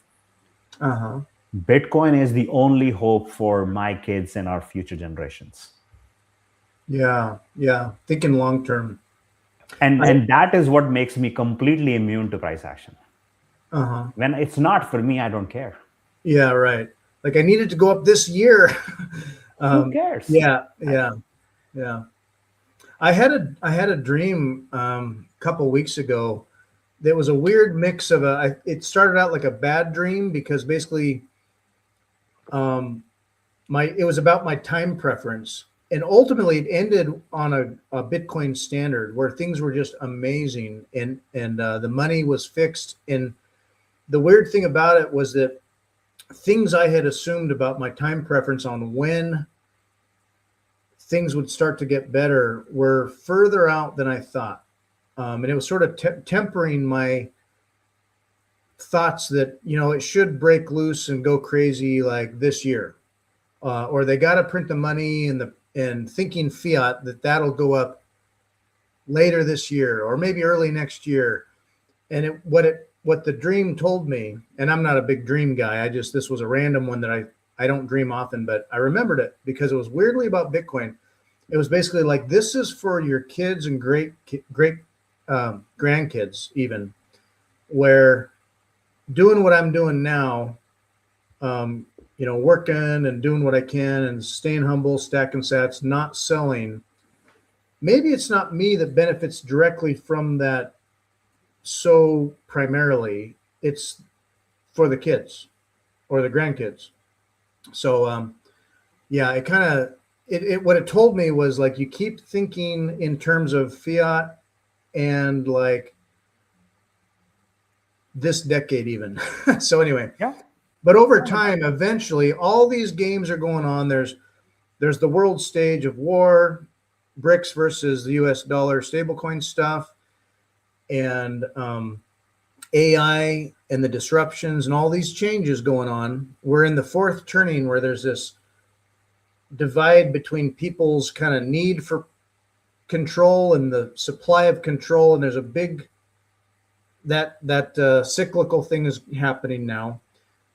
And yet over time, perhaps it's a rhetorical question, I'll just ask. So Bitcoin, having changed fundamentally certain rules of the game where it's property that cannot be taken from you, and it's integrating its way into traditional systems, there's this steady realignment happening, kind of like a healing of the old system where they're going to fight it out, and all these games are going to go on, but Bitcoin will remain and steadily grow and grow and grow.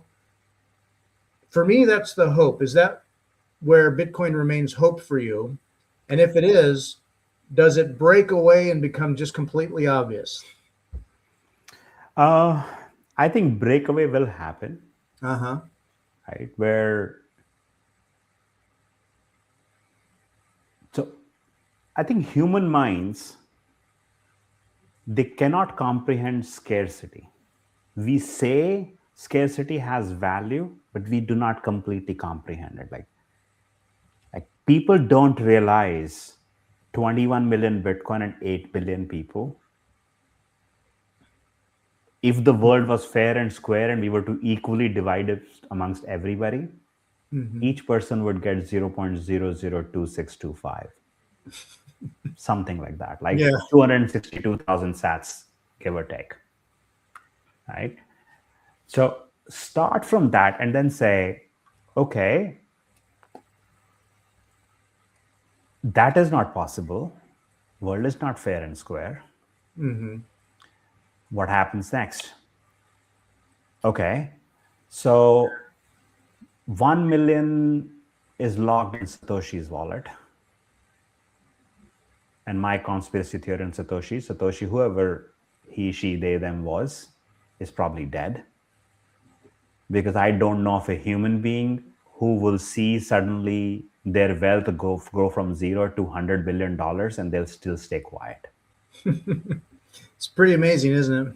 Right? And the only way that is possible is the person is dead. Right? Dead or somewhere even if they wanted to, they cannot access it. Like sitting in a jail in some countries, strong security or whatnot. Yeah. But A lot of overall, by wonder. any estimate you look at, 3 to 5 million Bitcoin are lost completely. Yeah, Forever. lost, locked up. Yeah. Right? Satoshi, strategy is touching about 1 million very soon. Like they're already close to 750,000, or give or take. Right? 20 million have already been mined. Out of them, let's say 6-7 million are locked permanently between likes of strategy, already lost, long-term hodlers, whatnot. And the next million is going to come out over 115 years. Yeah. The last million. Everybody who's alive today won't be alive, most likely, when the last one comes out. Yeah. So, but people can have, like, I haven't found a single person that I talk to who understand the scarcity at that level. Like how, if anybody holds one Bitcoin, how scarce that is. And to put things in perspective, there are roughly 60 million millionaires in the world. Everybody wants to be a millionaire. Guess what? There are only 21 million Bitcoin. Again, divide fair and square amongst all millionaires. Every millionaire cannot get one. Right. Right? Yeah. So that is the first problem that humans have. The second problem humans have is humans cannot comprehend the exponential function. We understand linear function. You weight this, it's going to be this. You weight that, it's going to be that. But we cannot comprehend, exponential functions. Like I was talking to Nikki on the last podcast, where if somebody puts $10 today, leave it for 35 years at a simple growth rate of 10%, it's a 32x. Right? But people say, oh, it's like $10. But if you give it time, money can do a lot of stuff. So same way, if Bitcoin is growing at 20% CAGR, 30% CAGR, guess how much it can multiply? Give it 10, 20, 30 years. Yeah. It'll be mind-blowing. And, when you think about, sometimes people do linear math when it comes to the amount of Bitcoin that you might have and divide it out, and then the amount of market capitalization money that might come into it.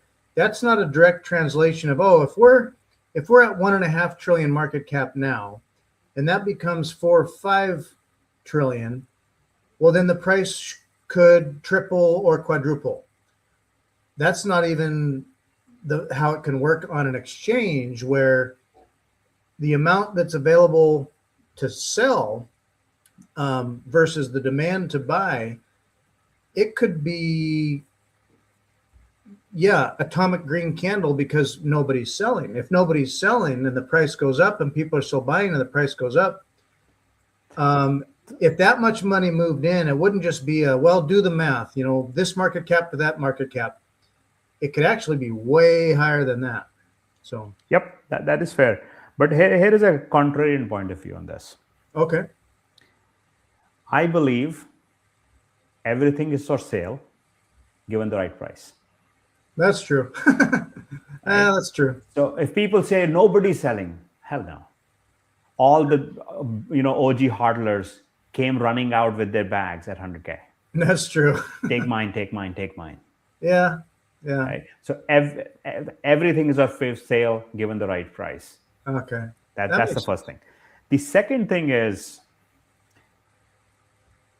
I think while financializing Bitcoin is important for Bitcoin to grow, because for Bitcoin to go from a $2 trillion asset to 20 trillion, 200 trillion, retail investor cannot take it there. Cannot. Yeah. Simple. Right? We need big money. Right? So that's the good side of it. Now, the bad side of this is big banks. Like, do you think BlackRock cares about how Bitcoin goes up in a year? They would rather make more money on people going in and out, in and out, in and out, because they make more fees. Right? Sure, over time they want it to go up. And then, and then given the derivatives, they will also put a lot of pressures because they make fees. If that was not the case, why is BlackRock launching a Bitcoin ETF? A Bitcoin income ETF, sorry, not Bitcoin ETF. Bitcoin ETF is fine, but there's a Bitcoin income ETF that they filed for. Right? Just like the couple of others of IBIT, the BTCI from NEOS and whatnot. It's a covered call ETF. Right? So that will put a tremendous amount of pressure. The biggest problem is, due to this financialization of Bitcoin, retail investor will end up losing most of their Bitcoin. You might wonder how. One, they always sell control disguised as convenience.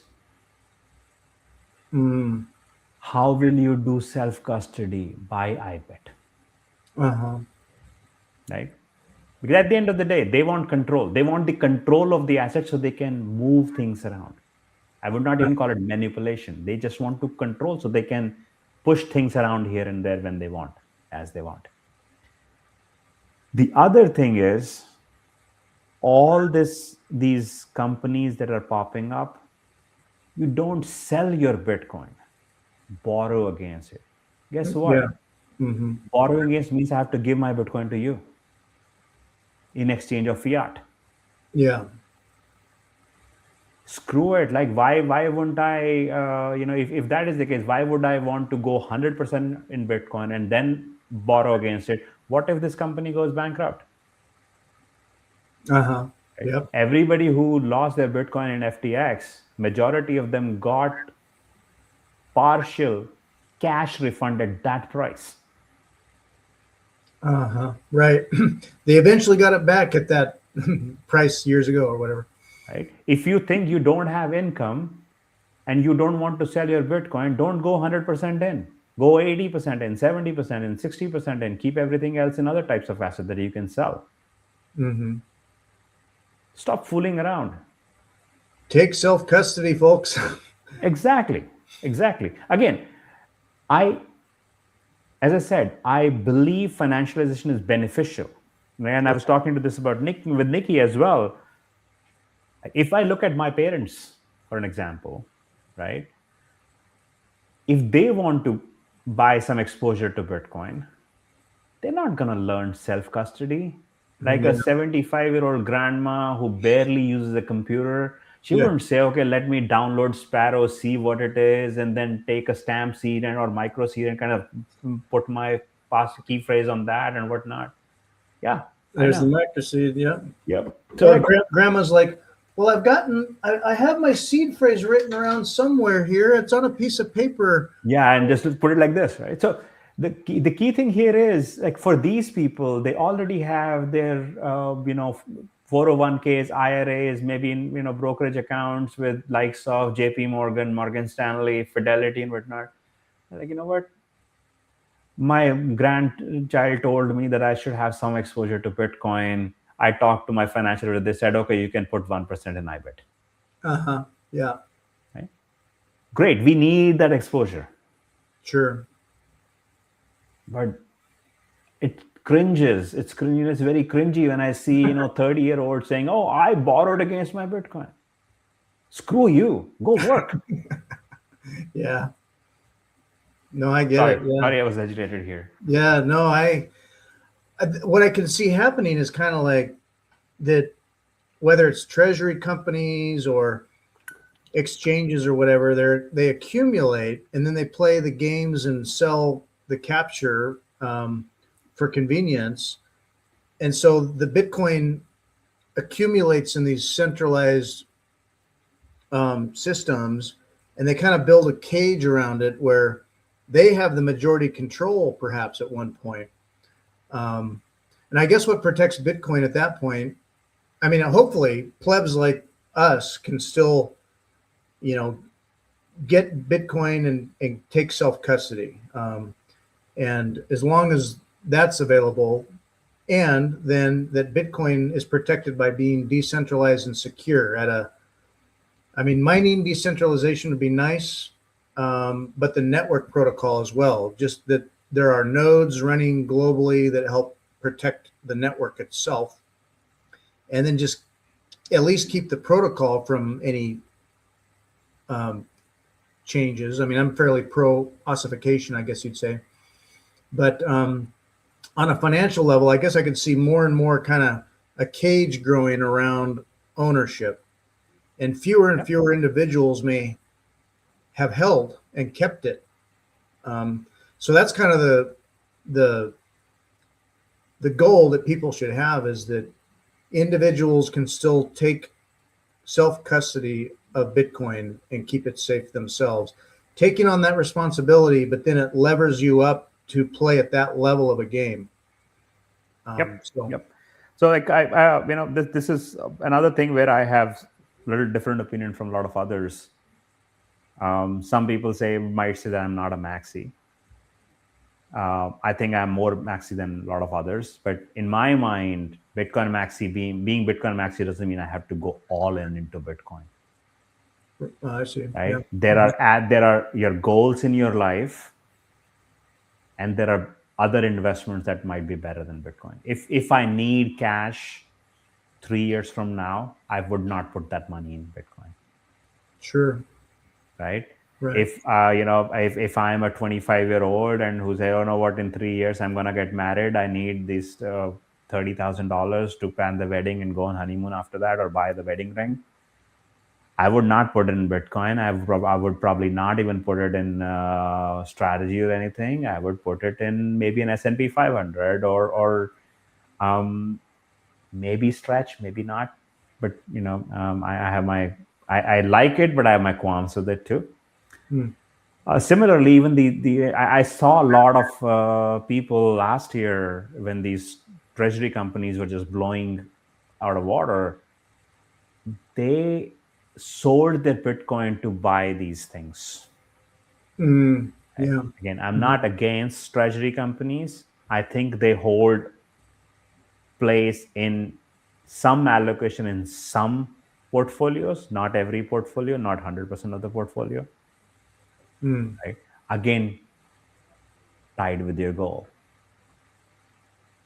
Right? So just thinking, if you are a Bitcoiner, then you have to go all in into Bitcoin, or you're not a true Bitcoiner, I think is a flawed thinking. Especially like a person like me, I'm in my mid 40s. I've already made up my mind. My Bitcoin is not for me. It's for my future generations. Then why would I risk it to borrow against it? Right.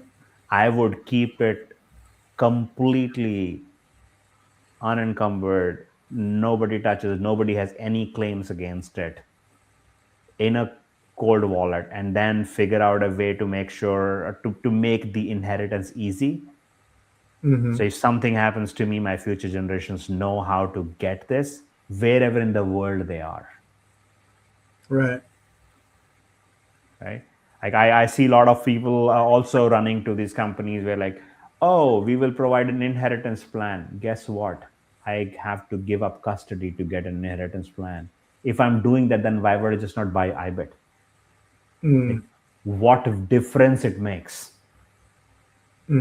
Some people might say, oh, Bitcoin, IBIT has 0.2%, fee.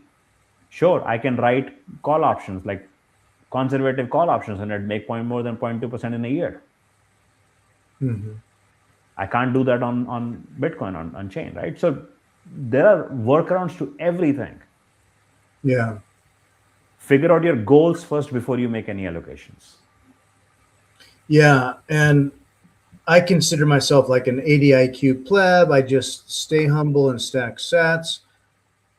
So even as much as I respect what Michael Saylor is doing and spinning up and providing options and basically increasing exposure all over the place for Bitcoin in the traditional system, there might be tools that work for people. I'm just so untrusting of like having counterparty risk, or what if this, what if that, what if the other. So I can appreciate aspects of what may work for other people.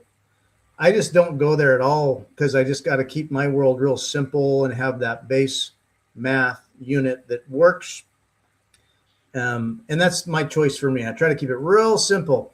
But yeah, I'd rather just self custody and actually know that I own it and take that responsibility. Yeah. No, like I'll be honest, like I have smaller positions in 2 treasury companies, Uh-huh. Strategy and Metaplanet, but they are a tiny part of it. Even if they go to zero, it doesn't matter to me. Mm-hmm. Right? My primary position out on, at least on the thing that I plan for my kids, is pure Bitcoin. Uh-huh. Right? My own retirement accounts, they can't go on Bitcoin anyway. So I'm like, okay, fine. Like me and my wife, we can live off of our retirement accounts, our house, our real estate investment. I know people say, oh, sell everything in real estate, go this. No, I'll be opportunist. Mm-hmm. Mm-hmm. Right? I don't want to be a person who put everything in Bitcoin and then looking at how do I get a loan against my Bitcoin, and then constantly worrying about how do I manage my LTV, and then if that LTV is going too high, how do I put more collateral? Where do I get the collateral from? Mm-hmm. If I wanted to spend that much time, why did I come into Bitcoin in the first place? Right, exactly. You fall into some of the same bit of the game. Exactly. And for a lot of boomers too, their store of value has been real estate.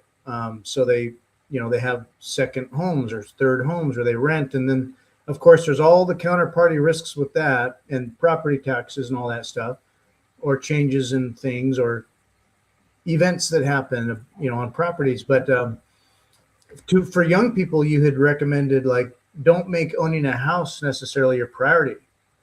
Like don't try to, like maybe you save and stack in Bitcoin versus trying to get that house. Maybe renting makes more sense while you're making your budget. Yeah. And I want to make sure that people don't misunderstand me. I'm not a real estate investor, right? But I don't mind owning real estate. Uh-huh. Right? We own our house. I'm not one of those who's going to say, you know what, I'm going to sell this house, buy rent a 2-bedroom condo in a shady place where my rent would be a tiny fraction of what I'm paying in mortgage. No, I don't want to do that. I also want to enjoy my life. Mm-hmm. Right? Would I buy more real estate in the United States? Probably no. But would I buy real estate anywhere else in the world? Probably, depending on what it drives for me. Uh-huh. Like, for example, we are seriously considering things like Dubai, right? Because buying a property in Dubai can give us a Plan B residency. Uh-huh. Right? So thinking from that perspective, because it ties in my longer term plan, buying Bitcoin doesn't. Uh-huh. Right? Yeah. So I might say, you know what, okay, I want, or if I'm moving, for example, if I want to move there, I need a place to live anyway. Mm-hmm. I'm not buying real estate as boomers did. Okay, I have a house and I own this, another house, another one, and another one, another one. And suddenly I realize I have a 10 property portfolio and my entire net worth is in real estate. I'm not that. Mm-hmm. But the point I'm trying to make here is anybody who's in their late 30s, early 40s or up, think of your portfolio more holistically, like what goals you have and which part of your portfolio will align with those goals. For majority of the people our age, I don't think Bitcoin is for us. Mm-hmm. Right? Would you, like, let's say 20 years from now, Bitcoin is sitting at $10 million. People might say it's not bullish enough. Sure, but in 20 years, we go, from wherever we are, like 50x, give or take. Mm-hmm. That's a big movement. But would you sell? Probably no. Right? Yeah. Because most likely at that point in time, if you want to buy a better house than yours, it would still not be 0.1 Bitcoin, right? You'll probably have to shell out a lot more things are, buy the things that you want to buy, that are worth buying. Right?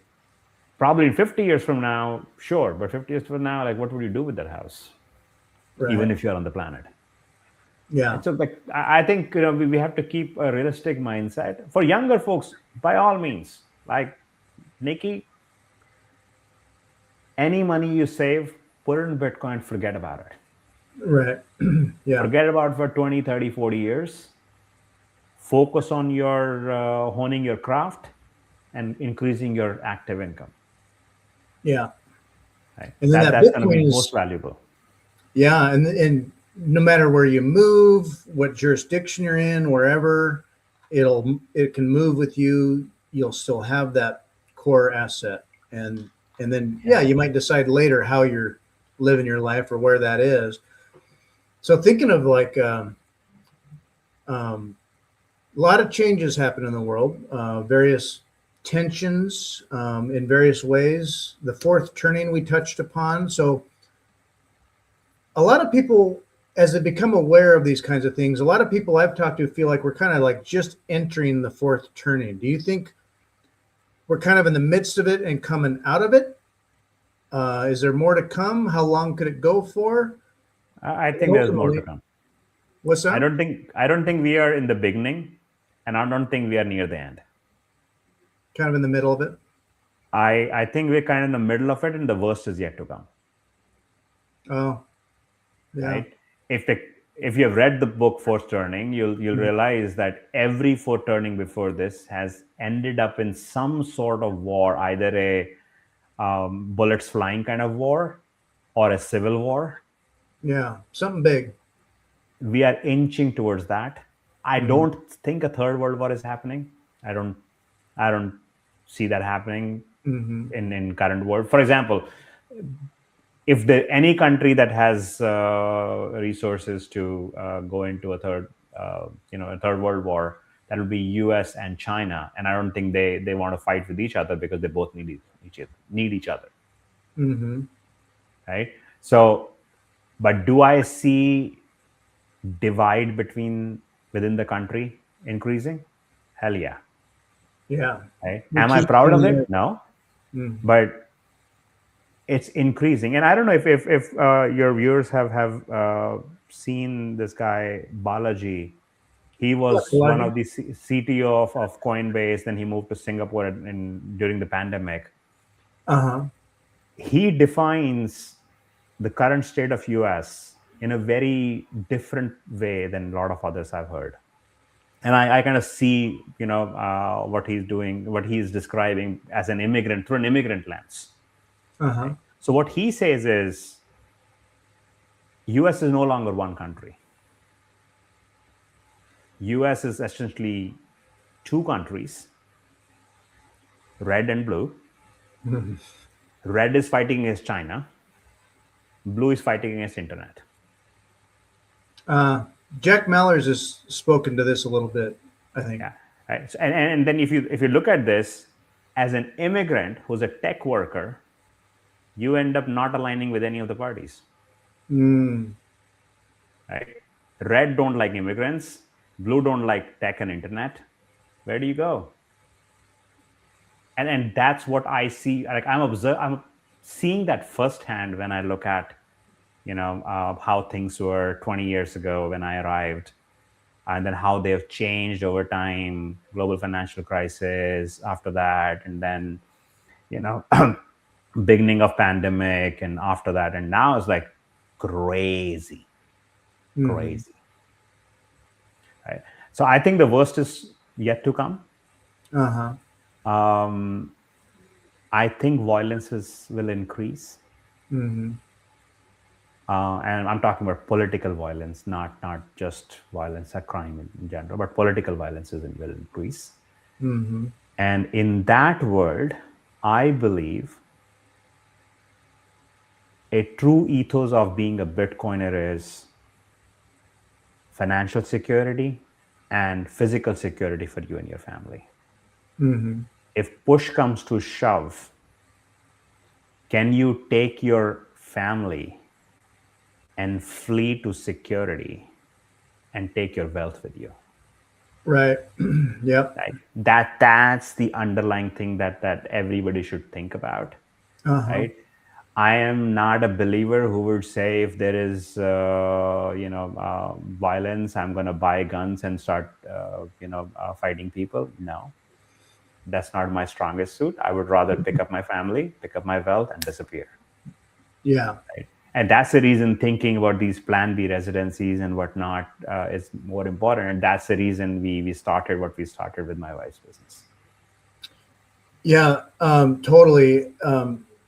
And when you live near an urban area, like I somewhat do, have much more before, like you may, and things start to get disrupted. It's like urban areas are definitely like kind of where things really, the pressure's on. There's just a lot of people, a lot of demands, unsustainable governance and economy around that, and they could break first. Whereas people that have farmland and are living out in the heartland somewhere may be less affected or have their local economy, their local community, a means to live and all that. For people that need to just get out of Dodge, maybe depending on the city you're in or near or the state you're in, you're gonna vote with your feet, move, and because it's not fixable. It's broken, and it's going to stay broken for a long time. So you mentioned Abu Dhabi or Dubai. Yeah. Dubai, the UAE, say generally. Yep. UAE in general, Singapore. Like you also want to, like, if you are fleeing to security, you also need to go to a place which value your property rights. Yeah. Right? You don't want to go to a place where they say, okay, you are here, everything you have, everything you own or ever desire to own belongs to the state. You don't want to be in that jurisdiction. Totally. Right? You don't want to be in a jurisdiction where you walk in and say, okay, here you are, you brought 100 with you, 55 is ours. It's Europe for you. Yeah. Right. So like being mindful of what options you have. Like wealth, one of the other things of wealth is it's not just making wealth is important. Keeping that wealth is also important. Look at what other billionaires are doing. Like when California started going crazy about taxes, all of them moved. Yeah, Texas or Florida, or right? When Washington introduced a capital gains tax a few years ago, Jeff Bezos moved from here to Miami. Yeah. And now Washington is talking about bringing income tax. They're calling it a millionaire tax, but guess what? No tax ever that starts at top ever stays at top. That's how, if people don't realize it, go look at the history. That's exactly how the income taxes started back in 1913. It will be a 7% tax on people making more than whatever the number was. Guess what? Now everybody's paying income taxes. Yeah, and it's taken before you even see it. It goes away before you might pay it. You find out later, and it's a razzle-dazzle puzzle of deductions and all the things. It's too complicated to sort out. And now Bring Facts mentions El Salvador. I met Bring Facts in El Salvador last January. We were down there.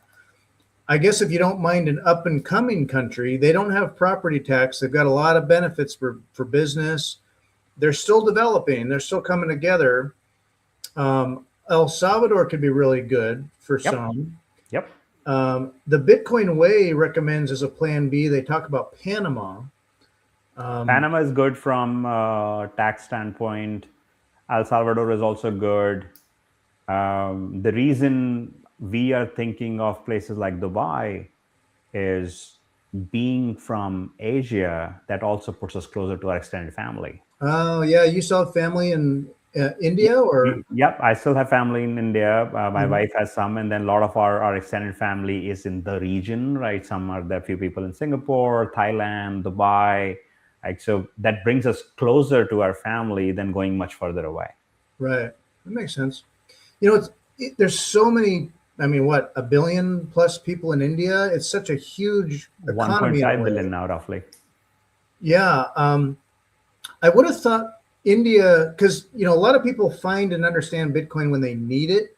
And so, like, when there's fiat currency or there's people who are impoverished and they're looking to put their money or what they can, they want to save it somewhere protected and safe in a way that's usable. Like in African nations, they often find, yeah, sometimes stable coins is where they go, but also Bitcoin. I would have thought India would be more overtly open to Bitcoin. It seems like India is not as much. India is not. Indians are. It's basically saying U.S. government is for Bitcoin and Americans are not. Is that kind of difference, right? I was reading somewhere a few months ago. I think India is either number 1 or number 2 in terms of number of people holding Bitcoin, not the actual amount, because incomes are lower, so people are holding lower for sure. But the actual number of people is far greater. Yeah, I'd sort of imagine like if it may be that, and maybe in America and other governments as well, is that they can't ignore Bitcoin. If people are starting to use it and it grows and it gets, grows its roots into traditional systems, they start looking at things like, oh, okay, well, we can't just criminalize it or completely control it. We can try to guide them and usher them in directions, but they can't control it. Countries start looking at strategic Bitcoin reserves. Can you imagine a situation where nation states get to a point where they start to see and understand Bitcoin enough? And like Jason Lowery's book, Soft War, where he talks about nation state kind of like an arms race to get Bitcoin. That could be an ultimate destination. That could be it, but we're already in an arms race if you think about it. And the arms race is AI. Yeah. And then, right? and then also AI understands Bitcoin to be the money that works as well. So actually, it's a funny story. I posted about this on my X as well. So I have my open class setup at my home that I keep tinkering with. So I basically, and I call my agent Patrick. So just so everybody understands. So I was having this conversation and I asked, hey, Patrick, imagine if you were running a business and you could only hold one currency, what would that be? Came back, of course, US dollar.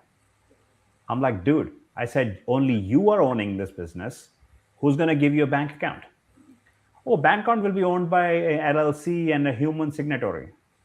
I'm like, are you not getting it? I'm saying, just you, no humans involved. Oh, in that case, I'll go to Bitcoin. I'm like, okay, why not stable coins? Oh, stable coins bring different kinds of third-party risks and KYC risks. I'm like, so you get it. So AI does get it. If AI is pushed in that direction, it will eventually pick up a money that is not controlled by humans. The key thing is not controlled by humans. Everything other than Bitcoin is controlled by humans. Bitcoin is the only thing that is controlled by code. Right? So as AI grows and becomes established and starts solving its own problems for itself, it could be that with AI also comes in tandem Bitcoin. It will happen. The way I see it, it might not directly be Bitcoin. As Jeff Booth says, like, don't think of Bitcoin as money or a currency. Think of Bitcoin as a protocol. Right. If you think of the protocol, you see there are layers, like the old OSI layer, 7 layers in the protocol, right? So Bitcoin is the bottom layer. Right? Things will be built on top. Sure. Yeah. Right? Maybe there is a stable coin or kind of another currency that sits on top of Bitcoin, and that is what is used. The key difference here is that people need to understand there's a big difference between money and currency. Right? Currencies that we use to trade, buy something. Money is something that we use to hold our time and energy to buy things that we want to buy in future. Yeah. Also, that's how so gold it works was in the past. good money being also a good store of value. Correct. Right. Correct. So money is store of value. Currency doesn't have to be store of value. Currency is, can I exchange this value today that you can trade for something else? It's more of a trading tool. Yeah. Well, I'm super curious to see where it all goes. I have my concerns. So when I think of Dubai, for example, like with the current conflict in Iran. And I think, there are theories about what's going on there and what's getting disrupted in the Middle East generally and why. In the course of that, there were some bombs that occurred or some bombing that occurred. Where was it? An airport out there? I can't remember. Was it Dubai? I think it was not a bomb per se, from what I know. Again, if people who were physically there can correct me if I'm wrong. What I've understood is a lot of these missiles and drones, they were intercepted, and some of the debris from those actually fell in a couple of parts of the city. But to say that these, I don't think this is the first conflict in the world, and I don't think this is the last.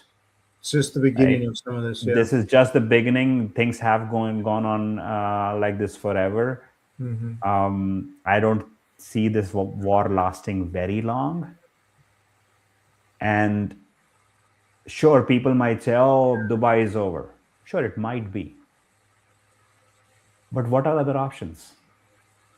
If forced turning is true, what are other options?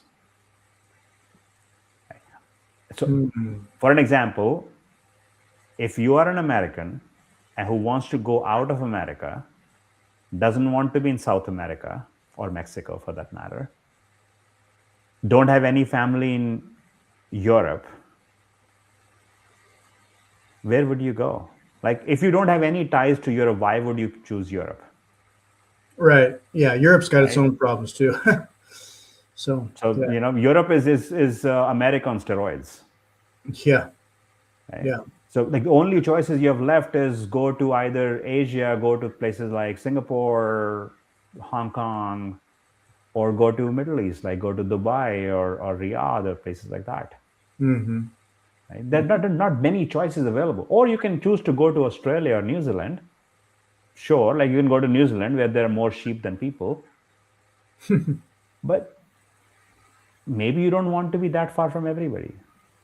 Yeah, and then ultimately, the politics and the governance in those places. Well, like with Nikki being in Australia, some of the politics down there are crazy. And whether it's socialism or things that, it may be that the people don't want this, but they can't vote any harder. And meanwhile, government wants more and more control and legibility and taxation and then what? So it's like you want a country that respects property rights. Yep. I think that's the key thing. Like property rights is such an important property rights and safe. Right? If you have family, what is the biggest priority for you?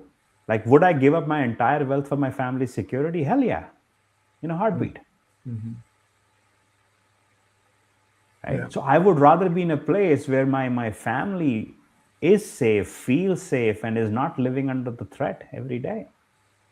Yeah. Yeah. Right. And then nobody is questioning, where did you get this from? This doesn't belong to you. This is ours and whatnot. Like, people might have forgotten, like, go look back what happened in the United States in 1933. Where I think it's Article 6102, where JFK basically said, all right, was it JFK? No, Roosevelt. It was Roosevelt. Roosevelt, yeah, FDR, right? FDR, yeah. Yeah, he basically said, if you hold more than $100 worth of gold, it's illegal. You have to come and redeem it. And the very next day, he just, basically repriced gold. Right? And then Nixon overnight came and said, all right, gold is no longer valuable. Dollar stands on its own. Like, these kind of things happen. We believe we have property rights in America. Right. If you own a home, don't pay your property taxes for 1 year. See what happens. Find out. Yeah. Right? Yeah, exactly. Yeah.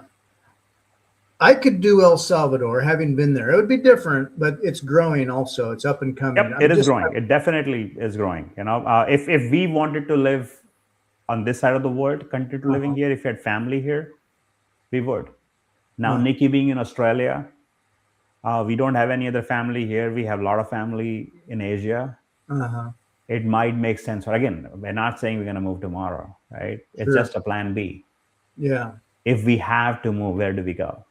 And that's real peace of mind to know that, you're okay now, but if things change, you're not stuck. You're not anxious about being a victim. You can just be like, well, got to move, but you got to plan, and you can take your Bitcoin with you. Like I always have believed in this thing, which is having an option and not needing it is better than not having an option and needing one. Yeah. Right. Yeah. So that's how I think about it. Yeah, and then meanwhile, we can, and I appreciate your time. We've been talking for a long time. I've found this very enjoyable and informative. I feel like I keep coming up with more and more ideas to talk about. With that, whether it's young or mid-career, potentially vulnerable to AI changes, or even a second chapter where you're moving forward, but you're going to go out and do things. You're going to build. You're going to be a builder. You're going to create and be a creator. Those are important skills to have, to stay curious, be a critical thinker, to keep learning, and to produce, to be productive, build something, make something. You are doing that. And I don't want to forget to bring up the fact that in your like chapter 2 happening, you're building and creating yourself. Do you want to tell us about that? Sure. I am an entrepreneur at heart. I have founded a company back in the day, but then I had young kids, so I kind of came back to corporate to be able to spend more time with the kids and whatnot. Now that kids are, one is already out of house, the other one will go out soon as well. I'm thinking, what is next for me? And then, as you mentioned earlier, I came out of corporate last year. Took a couple of months break to really, shrug off shake off all the nonsensical baggage that I was carrying for 25 plus years and think about really what I want to do. So I'm actually building a product. I'm not going to reveal a lot right today because I will be doing a curtain raise in a few weeks. But essentially the idea is around thinking about money. How do you do planning? How do you put Bitcoin in the picture and whatnot? Like it would be a tool that can help you plan better, think about your life better. Right. I'll stop here. I'll say stay tuned. If you're interested in knowing more, follow me on X. I'll post it as soon as I announce that product. It's already in the making. I should be announcing it in the next few weeks. At least the first invite-only version should be out, hopefully by end of this month, maybe early next month.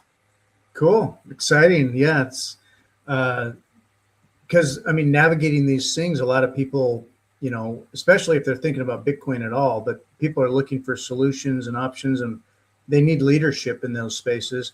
When I was searching for information about stuff you're working on, there's on Substack, you've got some stuff about leadership and other past writings, but and stuff that's up and coming. But this is above and beyond all that, right? Yep. Like writing is one way for me to share my thoughts. I've not been keeping up with writing right now because a lot of my mental capacity has been going towards learning, helping out Nikki with her podcast, helping out my wife with her business, and then thinking and then building my own stuff. So have not been able to find a lot of time to write. And I don't want to write AI slop. Like I can go to ChatGPT and give it a topic and write and I can post it, but I don't want to do that.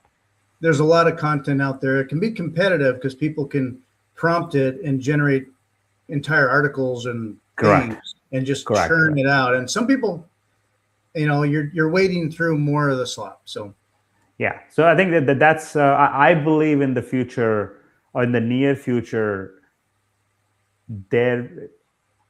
authentic human generated content would be very, very valuable, especially in this attention, economy that we are going towards. Everybody's fighting for your attention. Right. So if your content is authentic, it will generate a lot more value for people. A lot of people will get attracted towards it. But the key difference here would be, how do you make place for yourself in a world where a lot of AI is generating content, AI is engaging with that content, and AI is the one that is kind of driving who sees what. That is going to be a key challenge. Yeah. So bringing the stage real quick here, these are some of your writings here on CodeSphere leadership. Yep. You've got writings here, and you've written a lot of retirement and financial stuff. Building towards on Substack here, Speak with Jay, and then also on your X, you'll be announcing more. Let me go up to your main feed here. So you can be found at Global HODL, Global_HODL. Yep. We'll find out more of what you do there. And like I mentioned, the father who created a favorite Bitcoin podcaster, Nikki, the Orange Peel Pod. She's got her channel here, and she's doing great. I really love seeing what she's doing, coming full circle to all of this. If I had I have a young daughter, and as she grows up and learns, I personally would be so proud of my daughter if she turned out like Nikki has, because Nikki is so smart. I love seeing the relationship you have. You get to visit with her every week, just about. And you and she, and then also your son have, you get to learn together, share. I've learned a lot from you. She learns a lot from you for sure. And then you also get to watch her learn and grow and learn things new that you don't even know. And you get to talk about it every weekend. It's awesome. We usually record it on Thursday nights, and then we edit it and post it on Sunday mornings. It's a weekly ritual now. I enjoy it, and it's good engagement in terms, now I'm not pushing information, she's coming for information, which makes it more engaging. Now she's genuinely curious. What is this? Why is this happening this way? What about this? What about this? How should I think about this? So that makes the conversation a lot more engaging than when earlier on the dinner conversation, I was trying to push Bitcoin or conversation towards Bitcoin. But, I think this is much different.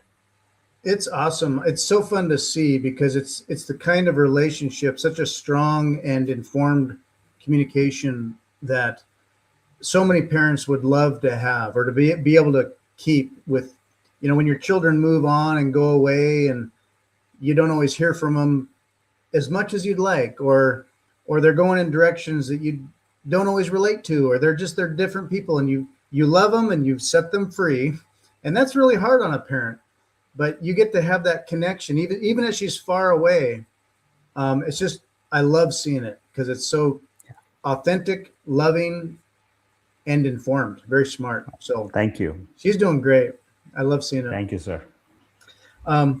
We've covered a ton, and I feel like we could just keep talking about a whole lot, but I want to be respectful of you're going to bed for you sometime. But is there anything that you wanted to talk about that I didn't get to, or something that connected and we didn't get to finish? Is there anything you want to touch on before we go? No, I think we covered a lot, and we can do a follow-up if needed. If people have more questions, just let us know, and we have to jump on another one. Yeah, as things unfold, or as your business emerges, and heck, down the road, we could talk about more for sure. So we could do this again if you, there were so many thoughts I had, and I have, like, as you're talking, I come up with like 5 things, and then I got to just pick 1 or 2.